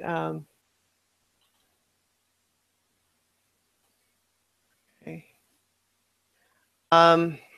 Yes, 2d6. Okay. So go ahead and roll 2d6. So if Mugen's unconscious, is he still on the thing's back? Like if he's restrained by spider webs up there? Yeah. No, because the steam burned all the webs away. Oh, God. So he drops to the ground behind it. Jesus. What was the 2d6? 6. Okay. What happened to Andrew? I didn't hear that. I was too shocked. She was at a distance, so she was not in range of this steam. Mugen and Alaric and It was Archie are all. only everybody who was in melee range with it. But the other you do three see that the thorns do seem to pierce and scratch the metal. Okay. Cool. Finally did damage. And I'll just point out too, like this thing still looks pretty strong. Yeah, it would. Yeah. Okay. Alaric, it would be your turn. So make a death saving throw. All right. I make it. Okay, I'm good. You Positive. can mark 1 success.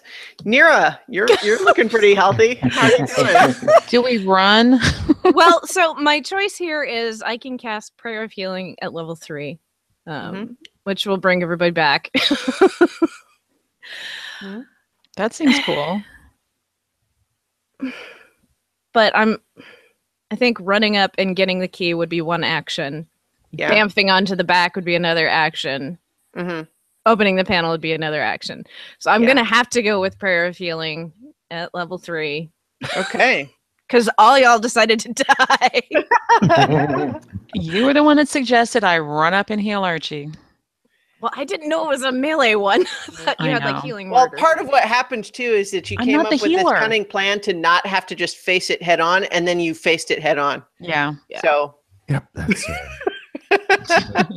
So Well, you 2d8. know, Andrea and Alaric are so stealthy all the time. They just got tired on them tiptoes. They just slipped for a minute, just that little minute. It's okay. Plus 1d8 for each slot level above second. So 3d8. All right. Plus my spellcasting ability modifier. So 6 and 8 is 14 plus 3, 17. Okay. Thank you. So that's 17 for everybody in that area. So Alara. And I'm also going to use my bonus thing to smack it again. All right. The mountain. Smack that mountain. Get it, girl. Okay. Mugen, Archie, Alaric, you and you all suddenly awake from unconscious, feeling the healing energy from your ally Nira flooding into you. You're That on the sounds ground, really prone, weird. looking up at this thing. Nira floods into you. Please don't. So that's I hit it for 9. I thought that was gonna be nice. Hit it for 9. Wait, so what was that? Was the attack roll? Oh. You No, I didn't have do to. that. Yeah, still have to roll the attack roll. And that is plus my spell attack bonus. Is that right? Yeah. Okay. So D20, and then it's probably plus 6. D20 Yeah. plus 6. So that is a 17. Unfortunately, it's 18. you're manipulating this model spectral mountain, and it goes woof, and it misses as this thing is shifting back up. It just glances off of this thing's armor, doesn't touch it.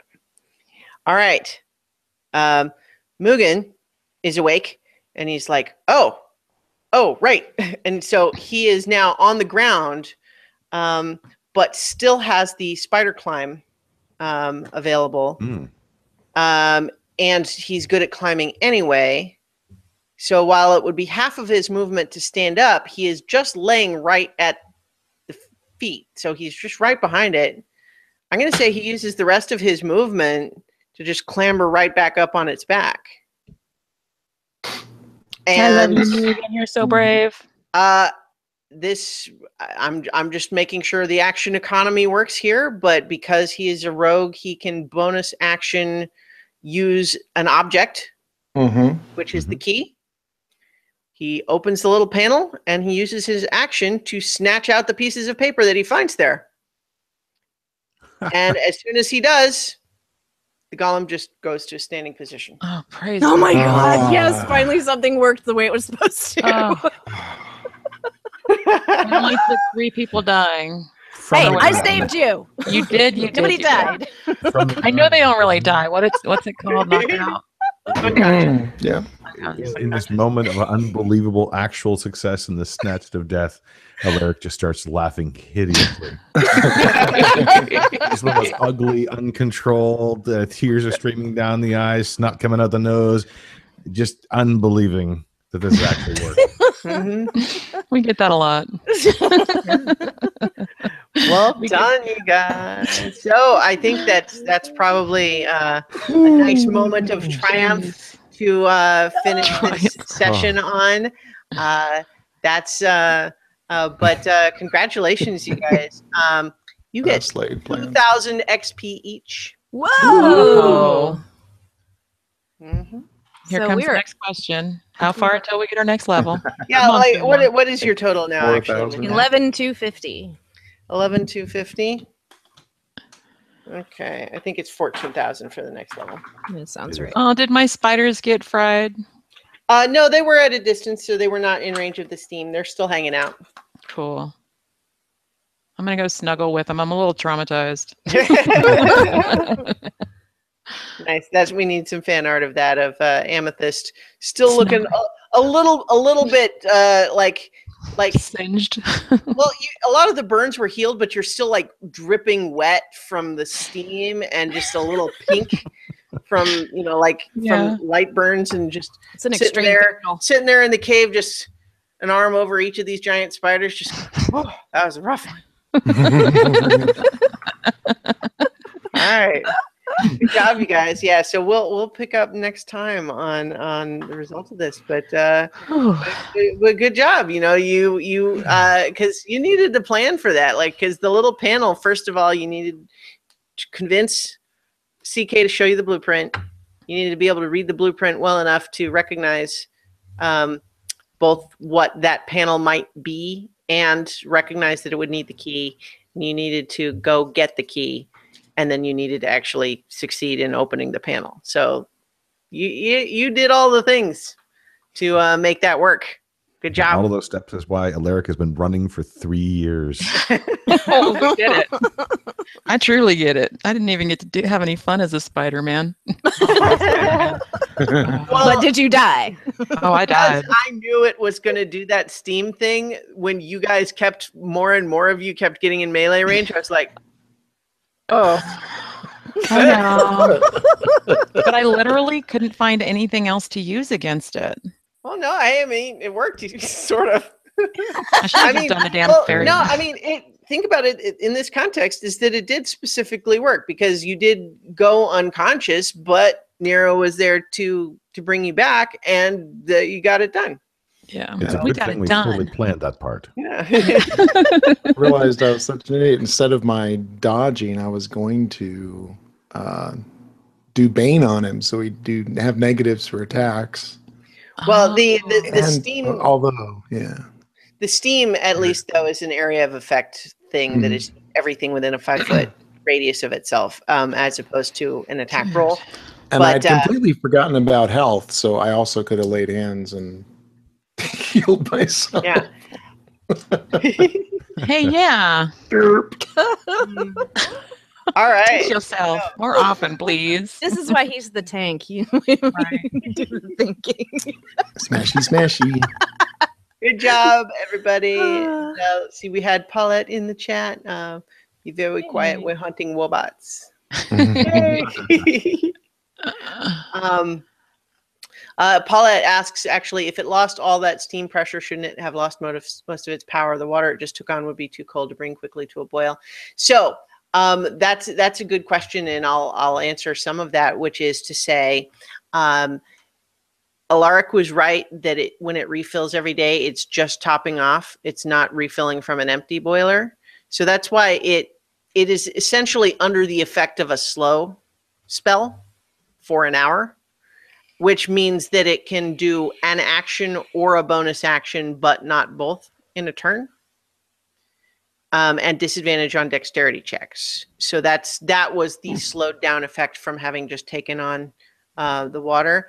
And the steam blast, it does need to recharge that with a dice roll, but it's not like all of its steam. It's enough that it's literally a defense mechanism to get people away from it. The actual one thing that I didn't have it do, that I kind of just forgot to have it do, is that it can use its steam whistle to interrupt spell casting. But I just there didn't seem to be a perfect opportunity for it. I could have had it when you were trying to cast blindness, deafness, but the spell didn't work anyway. So. Yeah. But yeah, that was the one thing that it can do that it didn't do in that battle. Yeah. Anyway, good job though, you guys. I wondered how you were going to tackle that, but well, Mugen was the only one that really tackled it. So. I know. In spite of all the warning, we were not ready with magical attacks. The fuck? I mean, how much more warning did I need to pick more magical attacks? My God. Well, we did it. That's the important part. It wasn't pretty, but we got through it. And Great it would job, have to DM. be Thank Mugen. you. The fox-headed one, which did this. Well, the other thing that's really kind of interesting too, because I hadn't honestly fully thought this out, but you guys mentioned it last time, is that not only have you essentially disarmed this thing, but like it's still in pretty good shape, and you guys could put your own new instructions in it. Oh yes, we will. Just be very careful. Yeah, we have to choose our wording very carefully. Yeah. Where's the fun in that? So we'll pick up here next time, and so join us next week, everybody, as the adventure continues on so many levels. Levels. Yay!